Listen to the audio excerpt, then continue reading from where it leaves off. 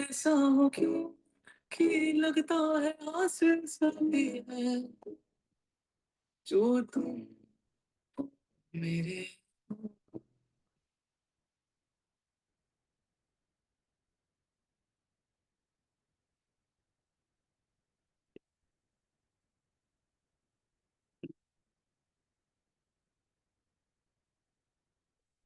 जो तुम मेरे गोद मैं कुछ नहीं मांगा दुनिया से पर तुम हो ही नहीं जीना नहीं चाह दुनिया में और नजरों में मेरे एक जाम है जाम और मैं बसा तेरा और भी नहीं और मैं ही नहीं ऐसे होंगे तेरी मेरी क्या ये राहें जुड़ी है पर नहीं जो तुम आए गए तो प्यार से ही मरे जाएंगे अरे यार ऐसे होंगे तेरी मेरी क्या ये राहें जुड़ी और नहीं जो तुम नहीं हम तो मेरे भी तुम्हें ही है जो तुम मेरे मैं कुछ नहीं मान दुनिया से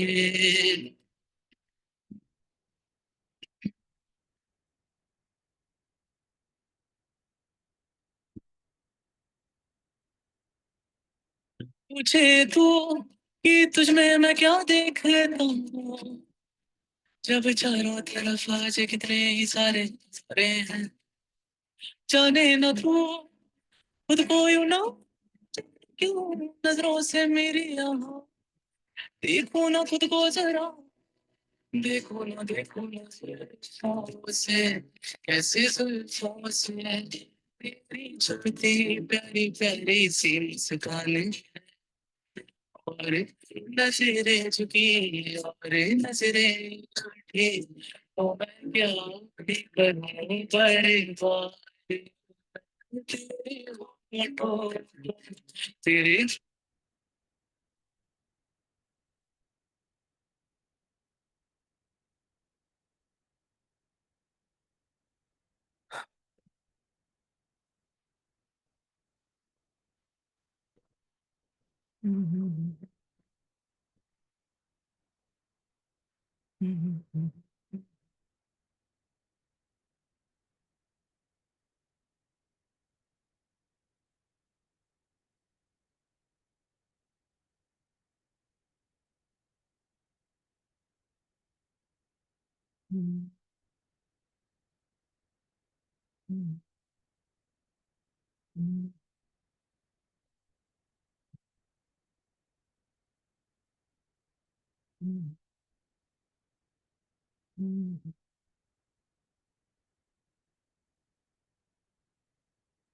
चलो। सो जय हिंद, नमस्ते। आज हम इकोनॉमिक्स स्टार्ट कर रहे हैं, राइट। और अभी मैंने आपको जो कॉम्प्रिहेंशन शेयर किया था, अच्छे लेवल का कॉम्प्रिहेंशन था, उसकी क्लास करेंगे, ठीक है। कल एक्स्ट्रा क्लास रखेंगे शाम को ही, एंड वो हम प्रैक्टिस करेंगे, बिकॉज खुद से आप नहीं कर पाओगे, है ना। और कॉम्प्रिहेंशन अकेले नहीं हो पाएगा आपसे, ठीक है, तो वो हम करेंगे। चलो फाइन। सो इकोनॉमिक्स अलग से हम यहाँ पढ़ने वाले हैं, राइट। क्वेश्चंस हमारे एग्जाम में, अगर इंडिया की बात करूं, इंडिया में बहुत कम आते हैं, लेकिन सीडीएस में 15 से ऊपर ही लास्ट 2-3 सालों में आपको देखने को मिले हैं, ठीक है। 15 के आसपास, 15 से 20 क्वेश्चंस हम यहाँ पर उम्मीद कर सकते हैं इकोनॉमिक्स में हमारे। सो बहुत बेहतरीन सब्जेक्ट है हमारा, न्यू सब्जेक्ट है एकदम, ओके। एकदम आप रिलेट कर पाओगे कि भैया इकोनॉमिक्स में क्या हो रहा है, कि अगर तुमने पकौड़ी की दुकान लगाई है तो पकौड़ी की दुकान लगाकर भी आप देश की जीडीपी में कैसे कंट्रीब्यूट कर रहे हो। और जब मैंने यहां पर एक टर्म बोला जीडीपी, तो ये सब क्या होता है, ये आज की क्लास में ही सिखाऊंगा मैं आपको। आज की क्लास में आप सीखोगे कि एग्जैक्टली हमारा जीडीपी क्या है ना, हमारा जीएनपी क्या है, what is GDP, what is GNP, what is NNP, NNP हमारा क्या है, एनडीपी हमारा क्या है, राइट। जीडीपी डिफ्लेक्टर क्या होता है, ये भी मैं आपको आज सिखाऊंगा यहां पर। उसके अलावा हमारे नॉमिनल जीडीपी क्या होता है, what is nominal GDP, GDP, what is real GDP हमारा क्या होता है, रियल जीडीपी क्या होता है, राइट। पर्सनल इनकम क्या होता है, नेशनल इनकम हम कैसे निकालते हैं अपना। तो ये सारी चीजें। उसके बाद अपॉर्चुनिटी कॉस्ट क्या होता है, अपॉर्चुनिटी कॉस्ट, कि अगर आज के दिन मैं आईएएस की तैयारी कर रहा हूं, मैं डिफेंस की तैयारी कर रहा हूं, तो शायद मैं कहीं और जॉब नहीं कर रहा हूं, तो इसको हम अपॉर्चुनिटी कॉस्ट से कैसे आपका ये रिलेटेड है वो चीज हम सीखेंगे। तो ये है आज का हमारा एजेंडा, जहां आप ये सारे टॉपिक्स आज हम सीखेंगे, और यहां से हर बार क्वेश्चंस आपका आता है। ओके। तो आई नो कि हम अभी तक साइंस पढ़ते थे, तो जो कॉमर्स वाले होते थे वो बोलते थे भैया यार, है ना, साइंस है, थोड़ा टाइम लग रहा है, स्लो है हम लोग। बट अब हम वो पढ़ रहे हैं जो कॉमर्स वाले, जिसमें बोलेंगे कि हाँ, पर ट्रस्ट मी, जो साइंस वाले भी होंगे ना, जिस तरीके से मैं आपको पढ़ाऊंगा, राइट, इतने बेहतरीन तरीके से आप पढ़ोगे।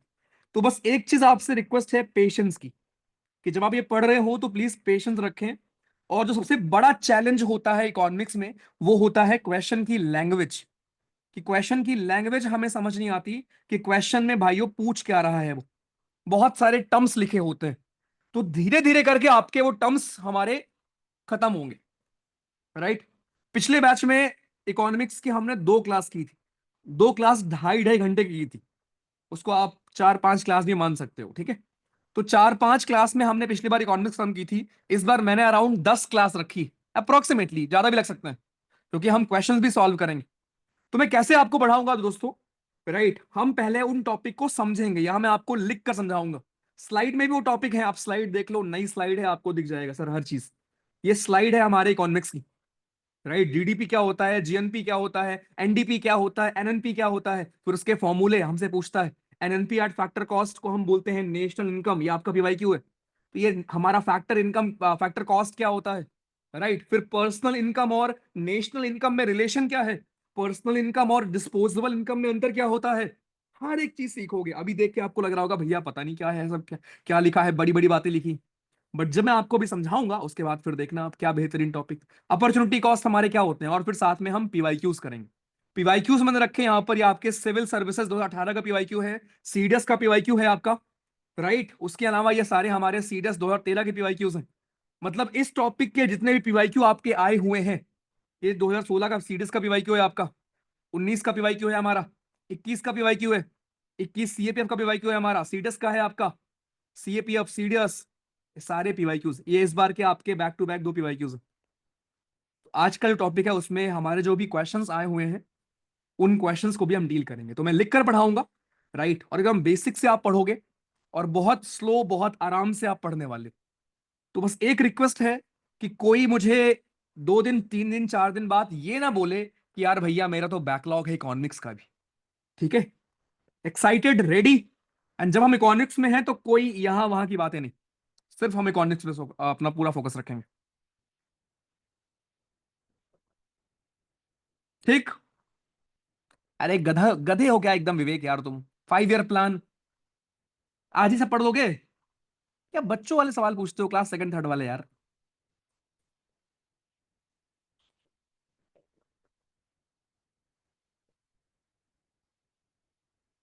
चलो, आई एम गुड यार, thank you Raghav, thank you भाई। राहुल, क्या दीवार पे चुनवाओगे क्या लिख के ऐसे, कितनी क्लास होंगी, तुमको पढ़ने तो मतलब कितनी क्लास से मतलब है। ये हरकतें छोड़ दो तुम लोग, ठीक है, जितने हो यहाँ पर, ओके। सीधे टॉपिक पर रिवीजन कैसे करें उस पर फोकस किया करो। अभी 2 सवाल पूछूंगा, कुछ नहीं आएगा। तुम्हारा कंसर्न क्या होता है, कितने क्लास होंगी, कितने दिन तक चलेगा ये, बस वो बता दो इनको, इनका पेपर क्लियर हो जाएगा। जो कॉन्सेप्ट समझा रहा हूं ना, उल्टा टांग दूंगा मैं अगर समझा नहीं पाए तो, मुझे अनम्यूट करूंगा तो। कान खोलकर सुनो जितने लोग यहाँ पर हो, राइट। बहुत आराम से आप पढ़ोगे, और नया कॉन्सेप्ट है, सवाल आपको मिलेंगे, सब कुछ मिलेंगे। तो बस इतनी उम्मीद है कि आप कंसिस्टेंट रहोगे इसमें, मुझे आपको मोटिवेट करने की जरूरत नहीं पड़ेगी कि भैया हमारे पढ़ लें आके। ठीक है, चलो। तो भाई इकोनॉमिक्स हम यहाँ पढ़ने वाले हैं, और मैंने आपको ग्रुप में एक चीज शेयर की थी, अगर आपने नोटिस किया होगा। मैंने आपको बोला कि भैया जब तुम लोग आओगे आज की क्लास में, और उसके बाद जब आपका पेपर क्लियर होगा, तो मैं आपको गिफ्ट एंड गुड्स दूंगा। आपका पेपर क्लियर होने के बाद मैं आपको गिफ्ट एंड गुड्स दूंगा। टाइप ऑफ गुड्स हम कल पढ़ेंगे, वैसे आज का टॉपिक नहीं है। आज का हमारा टॉपिक है कि नेशनल इनकम हम कैसे निकालते हैं, देश के लेवल पर हम भाइयों इनकम कैसे निकालते हैं। ओके, देश की इनकम कैसे निकालते हैं, और फिर इंडिविजुअल इनकम हम कैसे निकालते हैं, पर्सनल इनकम कैसे निकालते हैं। उसी में आप सीखते हो GDP, GNP, NNP, NPP and बाकी टर्म्स जो हमारे। और यहां से क्वेश्चन हर हाल में आना ही आना है। ठीक है, तो मैंने आपको ग्रुप में प्रॉमिस किया कि मैं आपको गिफ्ट एंड गुड्स दूंगा। तो गुड्स हम कल पढ़ेंगे, लेकिन गिफ्ट एंड गुड्स क्या होता है भाई जान लो। गिफ्ट एंड गुड्स आपके होते हैं नॉन लग्जरी प्रोडक्ट। क्या मतलब, तुम तो खुश हो गए थे या? कि भैया गिफ्ट एंड गुड्स देने वाले। गिफ्ट एंड गुड्स हमारे होते हैं नॉन लग्जरी प्रोडक्ट्स। ऐसे प्रोडक्ट्स जो नॉन लग्जरी होते हैं, जैसे कौन हो सकता है? आटा, चावल, दाल, राइस, वीट, ब्रेड, ऑयल। आटा, चावल, दाल, ब्रेड, ये सब हमारे क्या होते हैं? ये सब आपके गिफ्ट एंड गुड्स में आते हैं। Okay, so gift and goods हम ऐसे गुड्स को कहते हैं, ऐसे सामान को कहते हैं जो नॉन लग्जरी होते हैं। नॉन लग्जरी प्रोडक्ट्स को हम कहते हैं गिफ्ट एंड गुड्स। फिर ऐसे हम लोग गुड्स के बारे में पढ़ेंगे। गुड्स भी हमारे बहुत प्रकार के होते हैं, राइट। हमारे लग्जरी गुड्स होते हैं आपके। ओके, बहुत प्रकार के आपको गुड्स मिलेंगे जानने को, तो वो गुड्स वाली चीज हम अलग से पढ़ेंगे। फ्री गुड्स हमारे होते हैं, पब्लिक गुड्स हमारे होते हैं, राइट। ये सब कुछ हम देखते हैं उधर। तो आज का टॉपिक हमारा गुड्स नहीं है, तो जब का टॉपिक होगा हमारा तब ये हम उसमें आपका देखेंगे। ठीक है, जहां पे आप जानोगे कंजम्पशन गुड क्या होता है आपका, हमारा ड्यूरेबल गुड क्या होता है, इंटरमीडिएट गुड क्या होता है, फाइनल गुड्स हमारे क्या होते हैं, सारे गुड्स आप वहां पे समझोगे। ठीक है, चलो। तो आज का वो टॉपिक हमारा नहीं, लेकिन बस माइंड में रखो कि गिफन गुड्स क्या होता है। गिफन गुड्स आपका ऐसा सामान, ऐसे सामान होते हैं। और भाई देखो, अंग्रेजी में हमने पढ़ा हुआ है कि गुड का मतलब होता है अच्छा, और अगर गुड के आगे आप एस लगा लोगे तो ये इसका मतलब होता है सामान। तो गिफन गुड्स हमारे बालकों ऐसे सामान होते हैं जो नॉन लग्जरी होते हैं, जैसे राइस, व्हीट, ऑयल, ब्रेड, ये सारे हमारे नॉन लग्जरी हुए। ठीक है, ओके, बेहतरीन। तो भाइयों हम आज पढ़ने वाले हैं इकोनॉमिक्स। जब हम इकोनॉमिक्स पढ़ रहे हैं तो दो चीजें समझना है अपने को, राइट। मैं लिखकर पढ़ाऊंगा, ठीक है, स्लाइड में आपको मैं डिफर दिखा दूंगा। दो टर्म हमारे होते हैं भाइयों, एक हमारा होता है इकोनॉमी, एक इकोनॉमी होता है, और एक इकोनॉमिक्स होता है। इकोनॉमी और इकोनॉमिक्स दोनों में अंतर होता है, ठीक। इकोनॉमी और इकोनॉमिक्स दोनों में हमारे अंतर होता है। अंतर क्या होता है जरा आप लोग बताओ जल्दी सोच के। थोड़ा सा ना इसको इंटरेक्टिव बनाएंगे, ठीक है, बिकॉज आई नो कि आप लोग के लिए पहली बार होगा पढ़ना, तो कोई बात नहीं। चलो बताओ, इकोनॉमिक्स और इकोनॉमी में अंतर क्या है? अर्पित यार, ये रिक्वेस्ट कर रहा हूं, ठीक है, do not test my patience, ठीक है। ये बार बार कॉपी पेस्ट मत करो, ओके। आपने कोई बुक खत्म कर ली है तो यार इतने बड़े हो कि कोई दूसरी बुक स्टार्ट कर लो यार, ये मुझसे पूछने की जरूरत नहीं है आपको। और अभी हमारा टॉपिक ये नहीं है भैया, कब सुधरोगे यार तुम? जो टॉपिक है एटलीस्ट उस पर रहो ना यार। अभी फिर बोलोगे भैया इसको रिपीट करो, मैं रिपीट भी कर दूंगा, लेकिन जिधर अपन है उस पर फोकस करते हैं ना पहले। ये बातें तो कभी भी हम कर लेंगे यार, थोड़ा समझदार बन जाओ प्लीज यार, ठीक है। Okay, very good, very good, very good, very good, very good. Tushant, okay, Aryan, Anshika, okay, Anurag, Aditya. Aditya ji हमारे कह रहे हैं स्पेलिंग का फर्क है, वाह, ये तो हम लोग सोच ही नहीं पाए थे।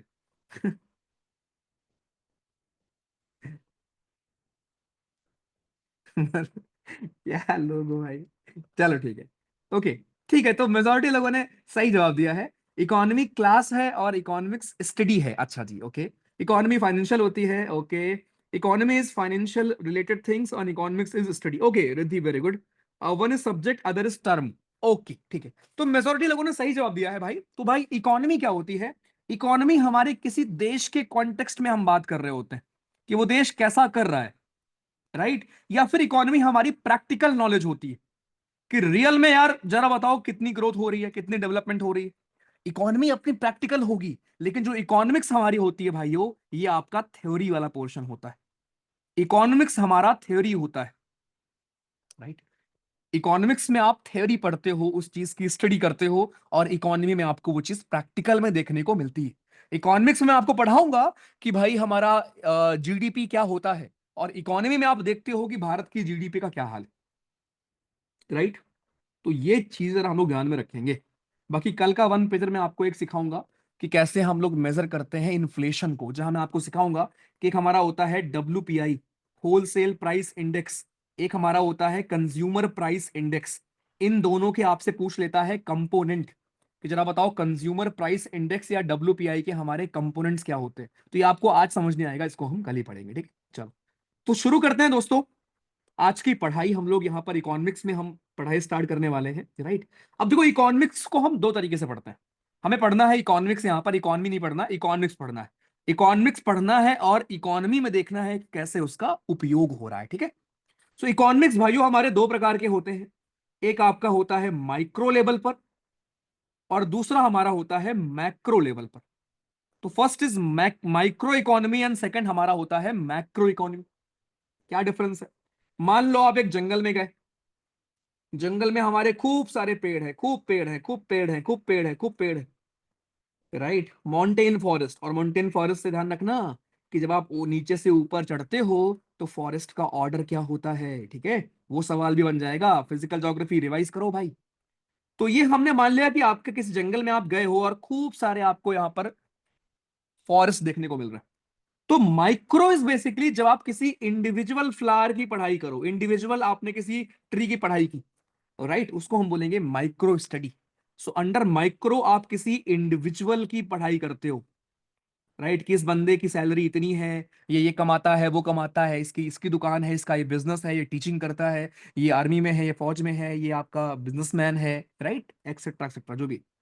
तो इंडिविजुअल लेवल पर अगर आप कुछ भी डील करते हो, या कंपनी के लेवल पर कि कोई भी आपकी फर्म है, कोई भी हमारी कंपनी है, कंपनी का ग्रोथ क्या हो रहा है, कंपनी हमारी किससे डील करती है, इंपोर्ट क्या है, एक्सपोर्ट क्या है, कुछ भी A to Z जो हम इंडिविजुअल लेवल पर करते हैं या कंपनी के लेवल पर करते हैं, वो आपका फॉल करेगा micro economy. But macro economy क्या होती है भाइयों हमारी? मैक्रो इकोनॉमी आपकी हमारी होती है जब आप देश के लेवल पर बात करते हो कि भारत की इनकम क्या है, नेशनल लेवल पर आप बात कर रहे होते हैं यहां पर, राइट। मतलब ये इंडिविजुअल लेवल पर नहीं होता, ये आपका होता है बड़े लेवल पर, ओके। तो डिफरेंस नॉर्मली क्या होता है कि ये आपका इंडिविजुअल यूनिट से आपका जुड़ा हुआ है, ओके। यहां पर आप इंडिविजुअल कंजम्पशन क्या है, इंडिविजुअल कितना कोई खा रहा है ना, इंडिविजुअल सब कुछ है आपका, कि आप इंडिविजुअल लेवल पर बात कर रहे हो कि प्राइसेस क्या हैं किसी चीज के, हमारे प्रोडक्शन कितना हो रहा है, कोई बंदा कितना प्रोड्यूस कर रहा है, राइट, वो सब आप यहां पर बात करते हो। लेकिन मैक्रो में हम बात करते हैं कि देश के लेवल पर टोटल आउटपुट कितना है हमारा, देश कितना प्रोड्यूस कर रहा है, राइट, देश कितना कंज्यूम कर रहा है। तो टोटल आउटपुट, टोटल कंजम्पशन, ये सब हमारे फॉल करेंगे किसमें? Macro economy, right. तो माइक्रो पढ़ना बड़ा आसान है, माइक्रो में आपको इंडिविजुअल के बारे में पढ़ना है तो ये पढ़ना बड़ा सिंपल होता है, राइट। लेकिन मैक्रो बड़ी कॉम्प्लेक्स होती है। मैक्रो इकोनॉमिक्स हमारी कॉम्प्लेक्स क्यों होती है? अब भैया देखो, अभी कुछ दिन पहले क्या हुआ था, इसराइल और यूक्रेन में वॉर चल रही थी, अरे सॉरी यूक्रेन और रशिया में वॉर चल रही थी, ठीक है। यूक्रेन और रशिया में पंगा था। अब पंगा है यू गाइस, जरा एक मिनट वेट करना, वेट वेट, देखो पानी भर गया क्या, गिर रहा है, एक सेकंड प्लीज।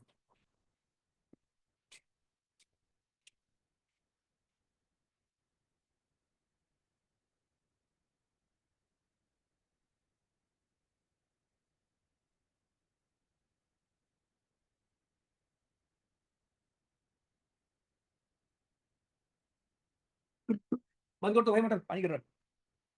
चलो भाई, तो भाई देखो कितना कॉम्प्लेक्स है मैक्रो, कि सोचो यूक्रेन और रशिया वहां पर आपस में एक दूसरे को जो भी हो रहा है उनका, ठीक है, और उसका इंपैक्ट हमारी इकोनॉमी पर पड़ रहा है ना, उसका जो इंपैक्ट है वो अपनी इकोनॉमी पर पड़ रहा है। सोचो कितना कॉम्प्लेक्स है हमारा माइक्रो। तो देश के लेवल पर जो भी देश की समस्याएं हैं, देश की इनकम है, या देश के लेवल पर बड़े लेवल पर जो भी हम पढ़ाई करते हैं, वो सब हमारा फॉल करता है किसमें? Macro economics.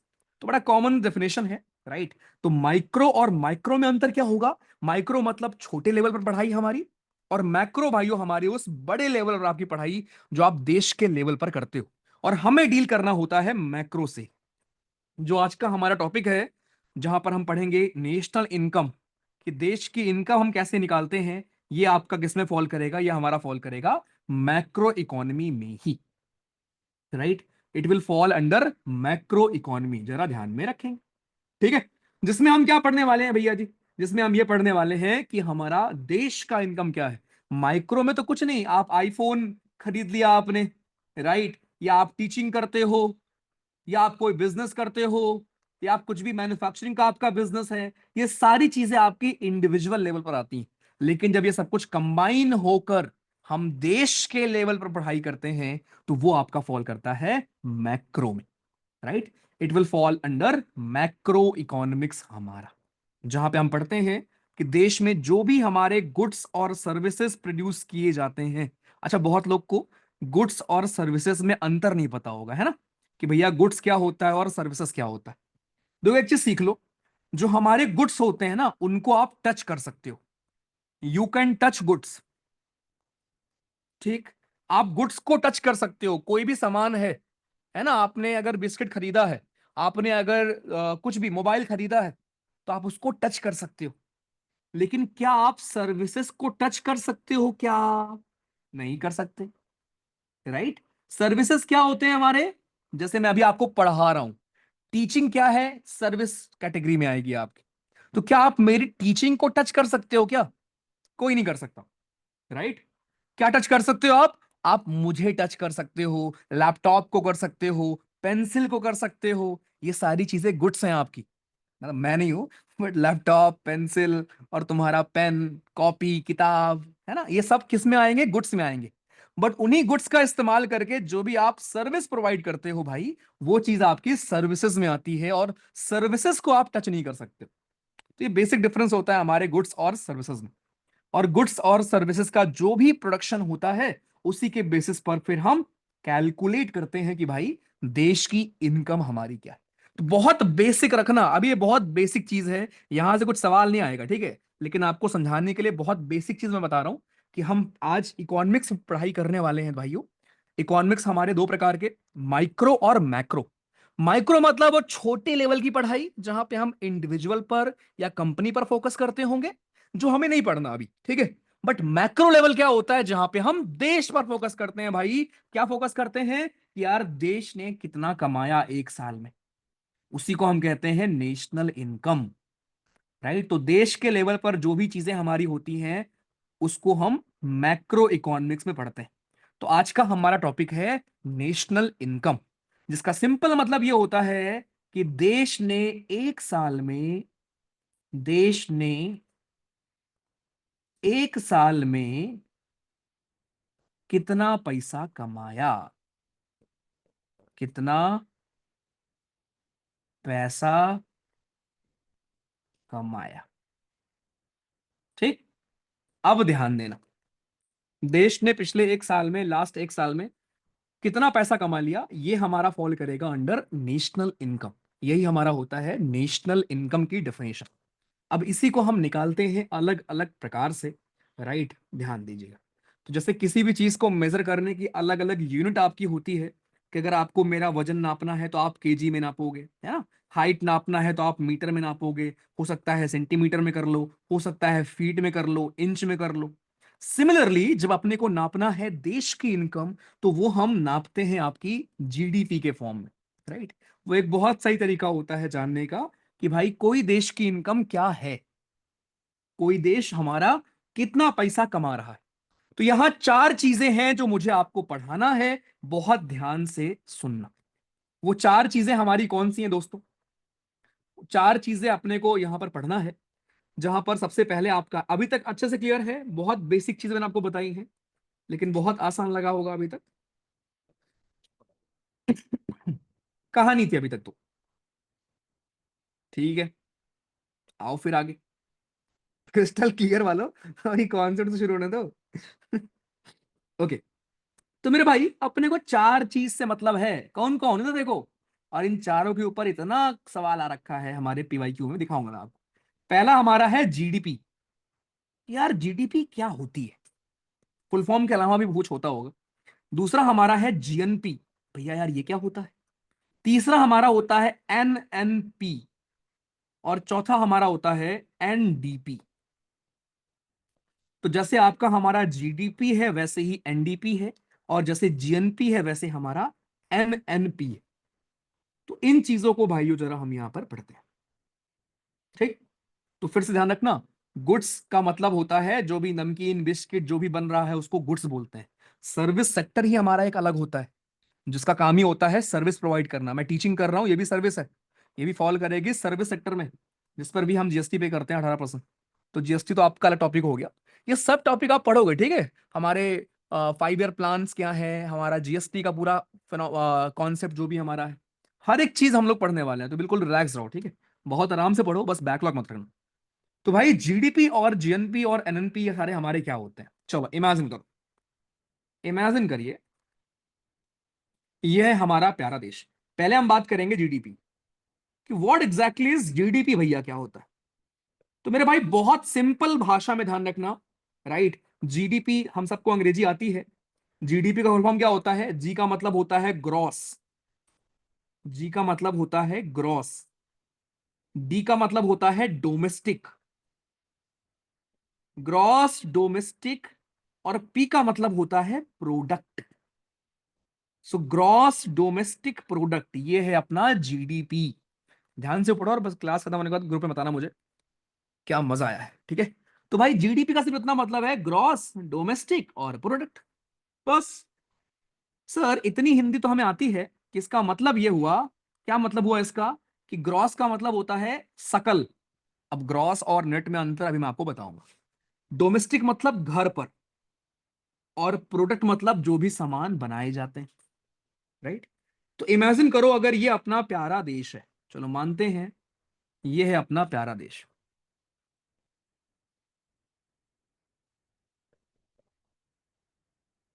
ठीक। और ये हमने मान लिया रशिया है,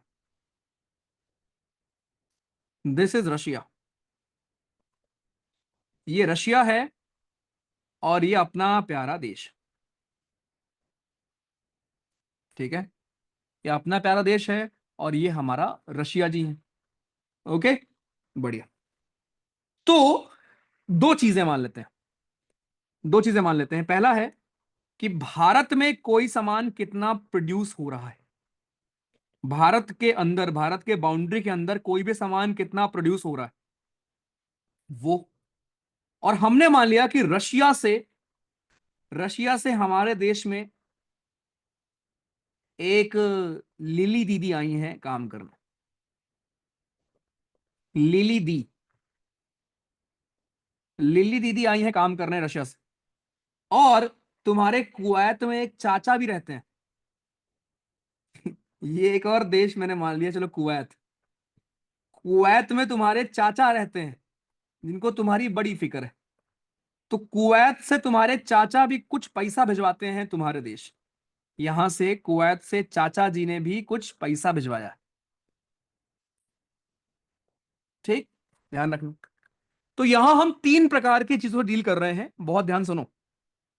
जीडीपी में हम क्या काउंट करते हैं, जीडीपी में हम ये काउंट करते हैं कि भारत के बाउंड्री के अंदर, यहां पर इंपॉर्टेंट है डोमेस्टिक, भारत के बाउंड्री के अंदर, सीमा के अंदर जो भी प्रोडक्शन होगा, right, inside the territory of India, inside the territory of India, आपका जो भी प्रोडक्शन होगा, चाहे वो इंडियन बंदा करेगा उसको भी हम जीडीपी में काउंट करेंगे, चाहे कोई फॉरेनर करेगा उसको भी हम जीडीपी में काउंट करने वाले, दोनों पैसे को हम जीडीपी में भारत की काउंट करने वाले, खत्म। तो जीडीपी क्या होती है कि भारत के बाउंड्री के अंदर जो भी प्रोड्यूस हुआ होगा, आईफोन मान लो आईफोन बना, हाँ ठीक है, ऐड करो जीडीपी में। मैं टीचिंग कर रहा हूं, मैं भी जीडीपी में कंट्रीब्यूट कर रहा हूं, राइट।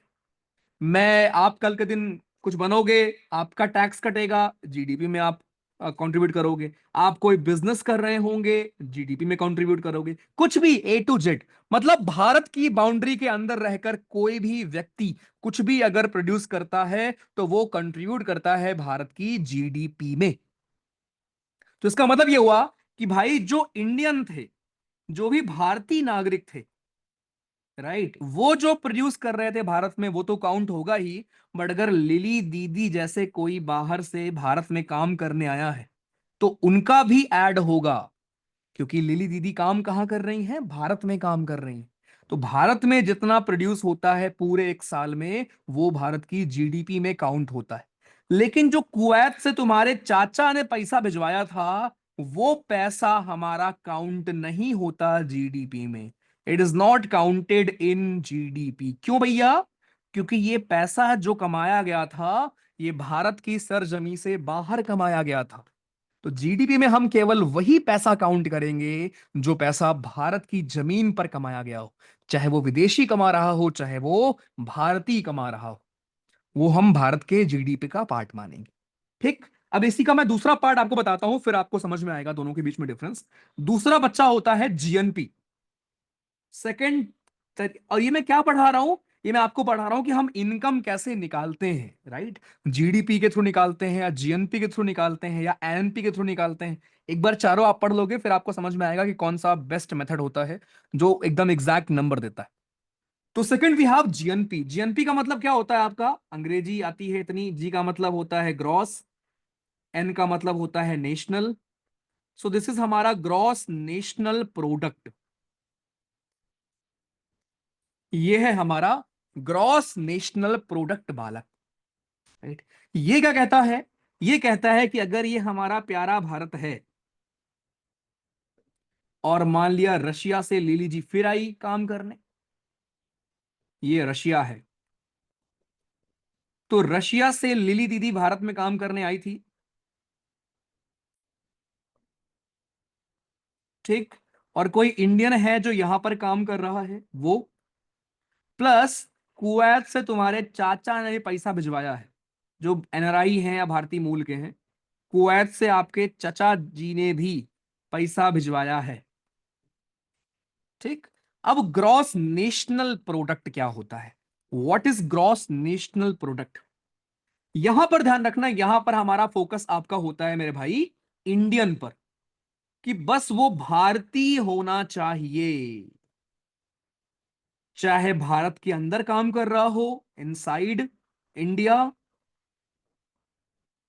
चाहे कोई एनआरआई हो यानी कि भारत के बाहर काम कर रहा हो आउटसाइड इंडिया। बस पॉइंट ये है कि वो भारतीय होना चाहिए, राइट।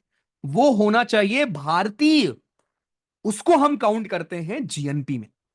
तो इसका मतलब यहां पर जो इंडियन भारत में कुछ प्रोड्यूस करेगा उसको हम काउंट करेंगे, लेकिन लिली दीदी का पैसा काउंट नहीं करेंगे जीएनपी में। क्यों? क्योंकि लिली दीदी भारतीय नहीं है। लिली दीदी जो पैसा कमाएंगी उसको वापस भेज देंगी रशिया, ये वापस लेके चली जाएंगी, इसलिए उसको हम ग्रॉस नेशनल प्रोडक्ट में काउंट नहीं करते। जीडीपी में काउंट करेंगे लेकिन ग्रॉस नेशनल प्रोडक्ट में काउंट नहीं करते। लेकिन जो आपके चचा जान जो बाहर से भेज रहे हैं पैसा और वो एनआरआई हैं भारतीय मूल के हैं, इसको हम लोग काउंट करेंगे किसमें, जीएनपी। जो बेसिक डिफरेंस है आपके जीएनपी, जो हमारा बेसिक बेसिक डिफरेंस है मेरे भाई, राइट। कोई पूछे कि जीडीपी और जीएनपी में बेसिक डिफरेंस क्या है, तो होपफुली अब आप बता दोगे बहुत प्यार से कि बेसिक डिफरेंस हमारा यह है कि जीडीपी में हमारा फोकस है केवल वो सामान को हम ऐड करते हैं जो भारतीय टेरिटरी में बनाया गया हो, चाहे विदेशी बनाए चाहे भारतीय बनाए। कुछ भी प्रोड्यूस अगर हमारे देश की बाउंड्री के अंदर हो रहा है भैया तो वो जीडीपी में आएगा। आईफोन बनेगा जीडीपी का पार्ट, भारत में बनना चाहिए। बिस्किट बनेगा जीडीपी का पार्ट है।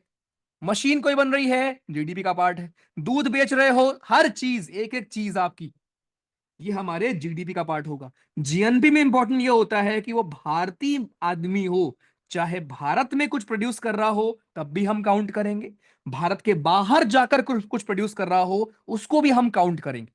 तो जीएनपी में काउंट क्या नहीं होता, कोई भी विदेशी व्यक्ति अगर भारत में आकर पैसा कमा रहा है तो वो जीएनपी का पार्ट नहीं होता, वो जीडीपी का पार्ट होता है।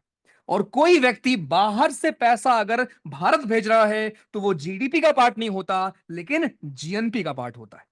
That's it. दोनों चीज क्लियर है एकदम।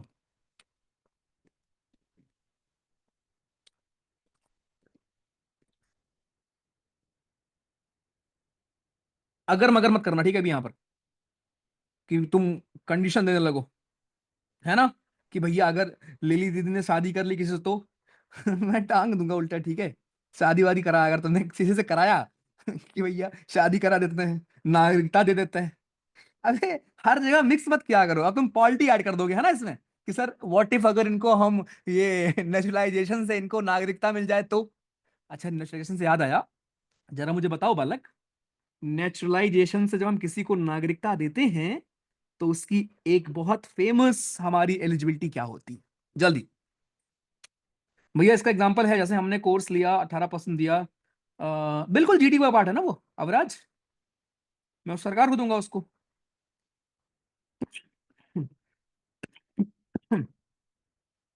11+1, सबको क्लियर है। 7 साल, अश्विनी यार तुम मिक्स कर रहे हो भाई, अश्विनी जी, वो आपका होता है बाई रजिस्ट्रेशन।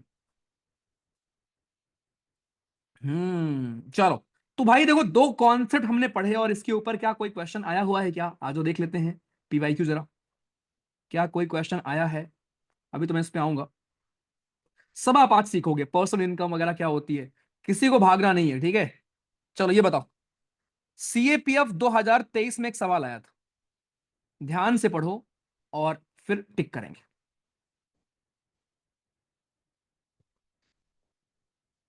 अरे आप इंडिया में कुछ भी प्रोड्यूस कर रहे हो शुभम, वो काउंट होगा जीडीपी में।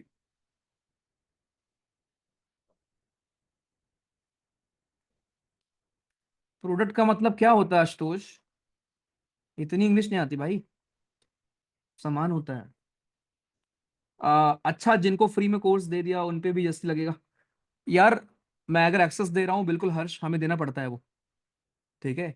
बात ये होती है ना, कल के दिन अगर इनकम टैक्स से कोई आता है मेरे पास तो वो क्या पूछेगा कि अच्छा यार बताओ फलाने बैच में इतने लोग इनरोल्ड हैं, अच्छा आपने जीएसटी कितना पे किया है, अच्छा इतना पे किया है, ठीक है। तो वो रिकॉर्ड चेक होता है ना हमारा, ठीक है। और तुम्हें पता भी नहीं है, मोर देन अराउंड, अब ये चीजें मैं बाहर नहीं बताता, ठीक है, बट वो नंबर बहुत बड़ा है, मतलब 200 के ऊपर भी है ऐसे नंबर जिनको हम ऐसे ऐड करते हैं, उसमें बहुत सारे ऐसे लोग हैं जो सर्विंग है करंट में, जो करंट में सर्विंग है, ठीक है। और कुछ का एक्सट्रीम अगर कोई वैसा केस है फाइनेंशियल वाला तो, बट मोस्टली सर्विंग है उसमें, ठीक। हाँ जी बताइए। Suppose an Indian citizen makes an investment, बहुत ध्यान से करो भाइयों, गलत मत करना प्लीज।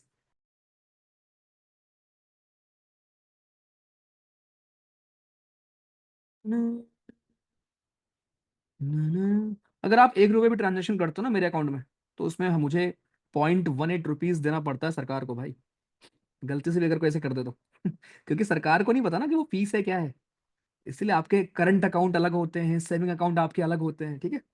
जो आपका बिजनेस अकाउंट होता है उसमें फिर कुछ भी ट्रांजेक्शन अगर होता है तो आपको 18% जीएसटी देना पड़ता है। चलो डन। सपोज एन इंडियन, कर लिया है, वेरी गुड, 78% लोगों ने किया है। भाइयों क्वेश्चन केयरफुली पढ़ेंगे, सीएपीएफ 2023 का सवाल है। सपोज करो कोई भारतीय नागरिक है, वो बाहर इन्वेस्टमेंट करता है और पॉजिटिव रिटर्न मिलता है उसको, बाहर कमा रहा है, बाहर बाहर देश में नहीं, अपने बाहर कमा रहा है भाई, ठीक है, ध्यान रखना। तो भैया उसकी इनकम क्या भारत की जीडीपी का पार्ट होगी, नहीं भैया, क्यों, जीडीपी मतलब डोमेस्टिक, जो देश में बन रहा हो, पहला गलत। उसकी इनकम नेशनल इनकम होगी लेकिन जीडीपी का पार्ट नहीं होगी, राइट। उसकी इनकम दोनों का पार्ट होगी, नहीं, उसकी इनकम, खत्म। क्या बेहतरीन सवाल, आसान सवाल, ठीक है। तो ऐसे सवाल आपको पूछ लेगा सीधे, बाकी ये सभी आप ये सब कुछ सीख जाओगे, अभी आपको परेशान मत हो, सीडीएस 1 में आया था हमारा ये, ठीक है। हर एक चीज आप भाइयों यहां पर सीख जाएंगे। आइए, नेशनल इनकम वगैरह क्या होता है सब, चलो वापस वापस, फोकस फोकस। तो अभी मैंने आपको दो चीज सिखाई, कि हमारा क्या होता है जीडीपी और क्या होता है हमारा जीएनपी, ठीक, दो चीज क्लियर, ओके। अब एनएनपी और जो हमारे एनडीपी हैं उनको सिखाने से पहले मैं आपको एक और चीज यहां सिखाऊंगा। एक फैक्टर इनकम हमारी होती, नीचे यहां पे लिखा होगा, यहीं पर एक फैक्टर इनकम हमारी होती है, राइट। फैक्टर इनकम का मतलब क्या होता है भाई? फैक्टर इनकम मतलब जैसे मान लो आपको आज के दिन कहीं पर मुझे मान लो कोचिंग खोलनी है, ठीक है। तो कोचिंग के लिए मुझे क्या चाहिए होगा? कोचिंग के लिए मुझे जमीन चाहिए होगा, है ना। उस जमीन के बदले में किराया दूंगा किसी को। मुझे लोग चाहिए होंगे, लेबर चाहिए होगा। मुझे फंड्स की जरूरत पड़ेगी, कैपिटल चाहिए होगा मुझे, राइट। मुझे कैपिटल चाहिए, ठीक। या मुझे और भी सामान की जरूरत होती। तो इसको हम बोलते हैं फैक्टर इनकम। तो पहले लिख लो यहां पर, व्हाट इज फैक्टर इनकम। ये एक चीज समझ लो, थोड़ा कॉम्प्लेक्स लगेगा लेकिन अभी जब मैं एग्जांपल दूंगा ना एकदम मस्त क्लियर हो जाएगा। So what is factor income? तो फैक्टर इनकम हमारे ऐसी इनकम होती है जो आपकी जनरेट होती है इन दो तीन चार चीजों का इस्तेमाल करके। लैंड का इस्तेमाल करके, लेबर का इस्तेमाल करके, लैंड का इस्तेमाल करके, लेबर का इस्तेमाल करके, कैपिटल का इस्तेमाल करके भाइयों, कैपिटल का इस्तेमाल करके, या फिर ऑन्टरप्रेन्योरशिप का इस्तेमाल करके, ऑन्टरप्रेन्योरशिप का इस्तेमाल करके। ये आपकी हमारी होती है क्या? This is factor income. अब फर्ज करो, बहुत ध्यान से देखना, फर्ज करिए कि ये भारत है हमारा,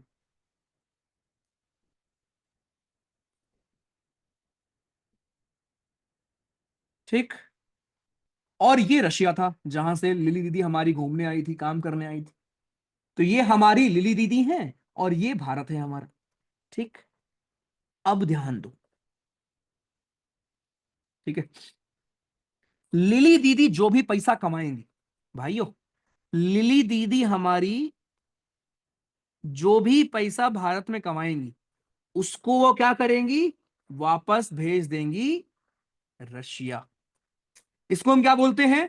इसको हम बोलते हैं फैक्टर इनकम। भारत के कॉन्टेक्स्ट में क्या बोलेंगे? Factor income from abroad, sorry, factor income to abroad. Factor income जो भी उनको हुई, अब इनकम कहां से हुई होगी? यही चार चीजें तो आपकी होती है ना, कोई भी आप बिजनेस शुरू करते हो उसमें आपको यही चार चीज चाहिए होता है ना। कोई भी आप, अगर आप आज के दिन कोई भी किसी भी कंपनी को ले लो, रिलायंस ले लो या कोई भी, इवन मेरा एग्जांपल ले लो, राइट। अगर हम यहाँ पे कुछ काम कर रहे हैं तो उसमें अगर आप देखो तो यही चीज की रिक्वायरमेंट है ना।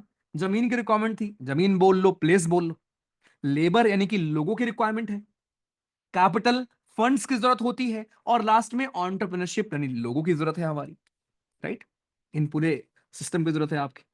तो कोई भी आप बिजनेस कर रहे हो, कोई भी प्रोफेशन में हो, यही चार चीज वो हमारे होते हैं जो नॉर्मल फैक्टर आपके होते हैं, जिनको हम बोलते हैं फैक्टर इनकम, जिनका हम लोग यूज कर रहे होते हैं कोई भी प्रोफेशन में। ओके। तो अब मैं आपको एक केस समझा रहा हूं कि इमेजिन करो लिली दीदी हमारी भारत आई थी, भारत में दीदी जी ने जो भी पैसा कमाया, राइट, वो होगा उनका फैक्टर इनकम टू अब्रॉड, कि उस पैसे को दीदी हमारे वापस भेज देंगे, ठीक, राइट। ये हमारा हो गया। प्लस दूसरा, अगर मान लो कोई कहीं पर इंडियन है, ये कोई इंडियन है जो किसी दूसरे मुल्क में है, ये कोई इंडियन है जो किसी दूसरे मुल्क में है, इस इंडियन ने जो भी पैसा भेजा भारत, आपने सुना होगा ना एक टर्म क्या होता है कि भारत का जो, अरे क्या नाम था उसका यार, अरे अरे उसको क्या बोलते हैं यार इंग्लिश में, वो जो पैसा आता है बाहर से, अभी इंडिया का मैक्सिमम हो गया था, आर से कुछ ना, हाँ रेमिटेंसेस, रेमिटेंसेस, ठीक है, रेमिटेंसेस, ठीक है, रेमिटेंसेस। तो भाई भारतीय कोई बाहर है, वो वहां से पैसा कमाकर जो भारत में रेमिटेंस भेज रहा है, उसको क्या बोलेंगे? उसको बोलेंगे factor income from abroad. Factor income जो आपको हो रही है अब्रॉड से, फ्रॉम अब्रॉड। ओके, बढ़िया भैया, बेहतरीन। तो फ्रॉम और टू में अंतर तो शायद आपको पता ही होगा। टू का मतलब वो पैसा जो भारत से बाहर भेजा जा रहा है, और फ्रॉम मतलब वो पैसा जो विदेश से भारत में आ रहा है। तो ये दो प्रकार के पैसों का लेन देन आपका होता है, राइट। और यहीं से हमको ये समझ में आ जाएगा कि जैसे मान लो आपने 500 करोड़ रुपए, राइट, अगर मैं इसको एक्स मान लू, उसको वाई मान लू, ये मान लो इसको मैंने एक्स मान लिया और इसको मैंने वाई मान लिया, ठीक। और मैंने आपको बोला कि भाई आपका जो नेट फैक्टर इनकम होगा उसको हम बोलते हैं net factor income. Net factor income वो क्या होगी? वो आपकी होगी एक्स माइनस वाई, कि भैया बाहर से कितना पैसा आया माइनस हमने कितना पैसा भेजा। तो इमेजिन करो बाहर से भारत में 500 करोड़ रुपए आया है और भारत से बाहर गया है 400 करोड़ रुपए। तो आपका जो 100 करोड़ रुपए है वो क्या हो जाएगा? वो आपका हो जाएगा नेट फैक्टर इनकम। अब सब लोग मन में बोलो कि भैया समझ नहीं आया, और मुझे पता है नहीं आया, है ना, कोई बात नहीं, मैं हूं यहां पर। बहुत सिंपल डेफिनेशन मैंने आपको दी, बिल्कुल मिक्स मत करो, ठीक है? इतना आसान कॉन्सेप्ट है ना ये। पहली बात तो आपको ये दो कॉन्सेप्ट क्लियर हो गए, एक हमने पीवाईक्यू भी देख लिया इसके ऊपर कि what is GDP, what is GNP. Next concept हमारा होता है भाइयों एक नेट फैक्टर इनकम का।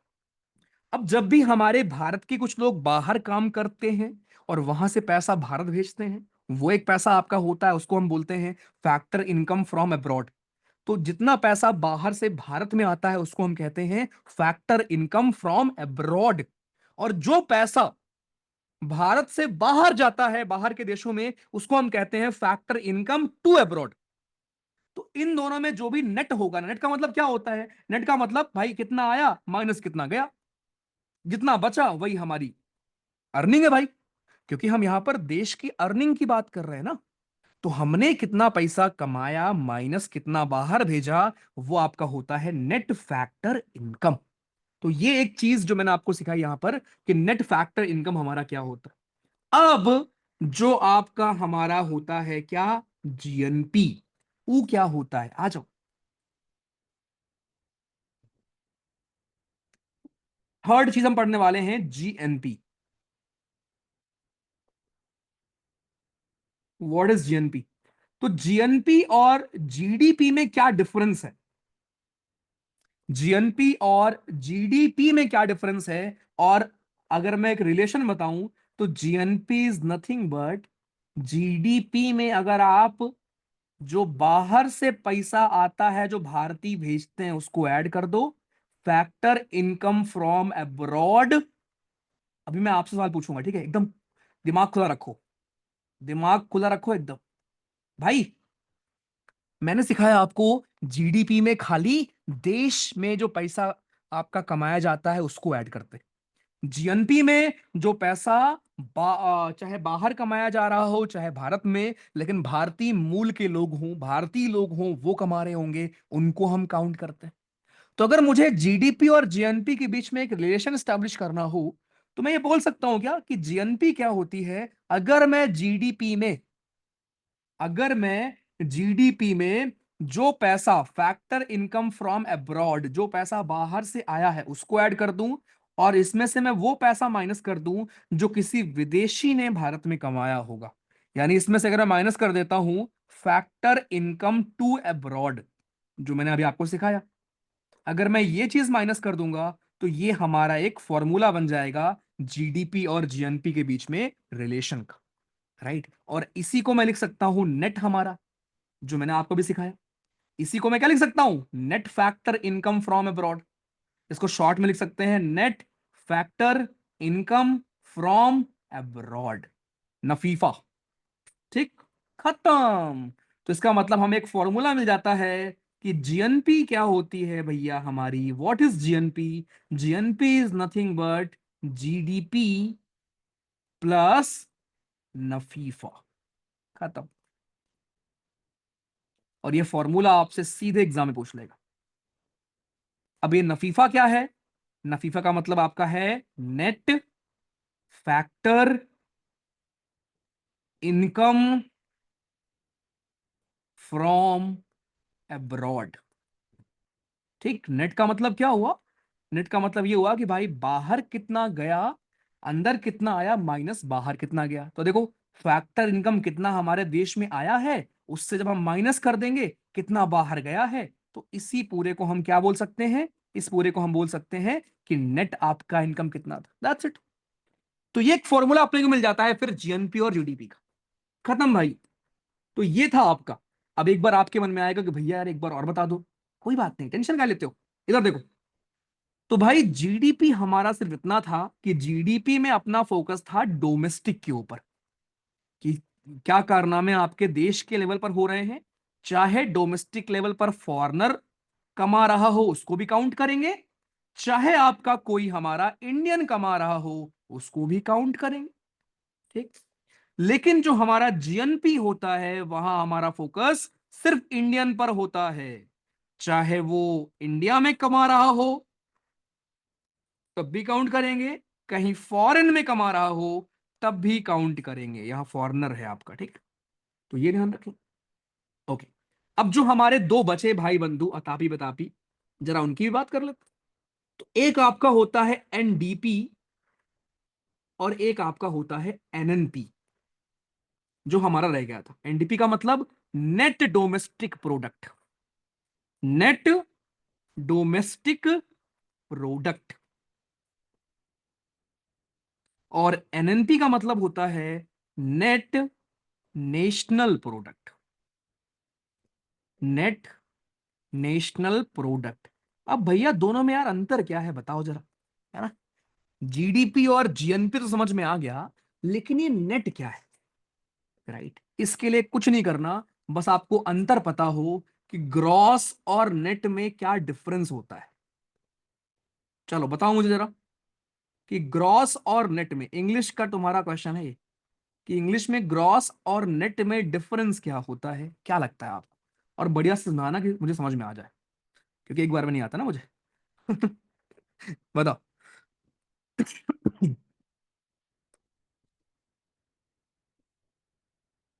अरे लल्ला, मुझे आप इंग्लिश में समझाओ, मुझे इकोनॉमिक्स में मत समझाओ डिप्रिसिएशन वगैरह, मुझे आप समझाओ इंग्लिश में क्या होता है।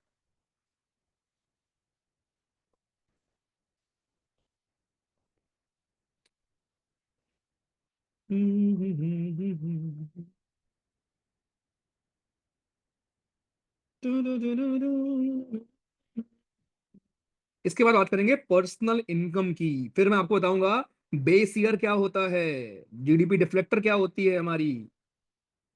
मस्त टॉपिक है भाई, क्या मस्त टॉपिक है। अपॉर्चुनिटी कॉस्ट क्या होती है, फिर हम पीवाईक्यूज करेंगे। हम्म, कोई इंडियन फॉरेन में कमा के वहीं स्पेंड करे, कुछ इंडिया नहीं भेजे। भाई हमें वहां मतलब इससे है कि इंडिया में जो पैसा आ रहा है, आप बाहर कुछ भी कमा रहे हो उससे हमें मतलब ना, आप भारत क्या भेज रहे हो उससे मतलब है बस। ठीक है, तो बाई लार्ज काफी लोगों ने सही बताया है यहाँ पर, राइट। कुछ लोग कह रहे हैं कि विदाउट, अच्छा ठीक है ओके। देखो ग्रॉस और नेट में अंतर क्या होता है। कभी भी आपने बिस्किट खरीदा है, खरीदा ही होगा ऑब्वियसली, खाती हो तुम, है ना। बिस्किट में जो वेट लिखा होता है, कभी भी कोई बिस्किट का पैकेट खरीदो, तो मान लो बिस्किट में वेट लिखा है कि भाई 10 ग्राम का बिस्किट, मान लो तुमने पार्ले जी खरीदा, इमेजिन आपने पार्ले जी खरीदा एक, ठीक है। अब पार्ले जी के अगर आप पीछे पढ़ रहे हो टेम्पलेट, तो उधर लिखा है कि भाई जो वेट है पार्ले जी का वो है 10 ग्राम, ठीक। लेकिन वो 10 ग्राम में तुम्हारा उस रैपर का भी वेट है, जो रैपर आपका लगा हुआ है ना। तो अगर रैपर निकाल दो तो शायद वेट आपका 5 ग्राम ही बचे, बिस्किट का वेट शायद खाली 5 ग्राम बचे। बस यही डिफरेंस होता है, ये आपका ग्रॉस है और ये आपका नेट होता है, इतना ही आपका डिफरेंस होता है नेट और ग्रॉस में, राइट। सो नेट और ग्रॉस में भाइयों हमारा बस इतना सा डिफरेंस है कि आपका ये हमारा ग्रॉस है, ये आपका नेट है, ठीक। तो नेट वैल्यू मतलब सब कुछ माइनस करके, जो भी काम की चीजें नहीं है उसको माइनस करके। अब एक टर्म हमारा होता है डिप्रिशिएशन, ध्यान दीजिएगा। डिप्रिशिएशन, आजकल ना बहुत लोग ज्ञान देते होंगे डिप्रिशिएशन, बहुत लोग सोशल मीडिया पे, अगर आप थोड़ा भी इंस्टाग्राम वगैरह यूज करते हो, तो हर हर दूसरी चौथी रील कोई एक बंदा आएगा सूट पहनकर, है ना। एक तो जितने लोग एक टाई लगा के और सूट पहन के आते हैं भाई, वो कौन सा था वो तुम्हारा, 2 लोग को जोड़ो 4 लोग को जोड़ो, वो वाली फीलिंग आती है। तो ये लोग आएंगे ऐसे सूट टाई लगा के और बोलेंगे कि अपने घर में क्यों रह रहे हो, हाँ, कार क्यों ले ली। अगर आपने कार ना ली होती 10 लाख रुपए की, और उस 10 लाख रुपए को अगर आप इन्वेस्ट कर दिए होते, 1984 में आपके बाबा जी ने अगर इन्वेस्ट कर दिया होता, तो आज आपके पास 1000 करोड़ होता। एंड आई एम लाइक, उस जमाने में 10 लाख मेरे बाबा के पास छोड़कर कौन गया था, तुम या तुम्हारे बाबा? समझ रहे हो? आता है ना? मैं कह रहा हूं आज का बताओ ना। और वैसे ये बताओ मुझे, अगर 10 लाख रुपए 1 करोड़ हो भी रहे हैं तो फिर क्या? फिर कोई आएगा बोलेगा अगर आप उस 1 करोड़ को इन्वेस्ट कर दो तो आज से 60 सालों के बाद वो हो चुका होगा 1000 करोड़। और मैं कह रहा हूं जब मैं 70 साल का हो जाऊंगा, पहली बात तो 70 साल हम जी ही नहीं रहे, जब हम 70 साल के हो ही जाएंगे तो 1000 करोड़ पे क्या करेंगे, सोएंगे क्या? आज दो भाई, आज 10 लाख दे दो, जाके घूम के आ जाए, कश्मीर वश्मीर घुमाते हैं ना, क्या कहते हो? आज का मतलब कल का ताजमहल किसे चाहिए, आज का झुमरी तलैया दिखा दो। है ना? कल का ताजमहल कल देखेंगे। बहुत डीप बात बोल दी मैंने। इसको भी नोट करो। ओके, तो भाई ध्यान रखो जरा इसको। अभी किसी का नाम मत लो यहाँ पे यार, ठीक है? एमएलएम जो भी है तुम्हारा। हम्म। कल सुबह अगर आप, हाँ सुनो, अगर आप सुकून से सोना चाहते हैं तो जाग जाएं। ऐसे ऐसे ऐड आता है ना। अगर आप कल सुकून से सोना चाहते हैं तो जाग जाएं। मतलब वो कहता है जो एक चीज आपको और बताता हूँ। जो बंदा आपको बोलता है ना कि पैसे इंपॉर्टेंट नहीं है, पैसे मैटर नहीं करते, उसके पास बहुत पैसा होता है। सच बताओ आपको, बहुत पैसा होता है।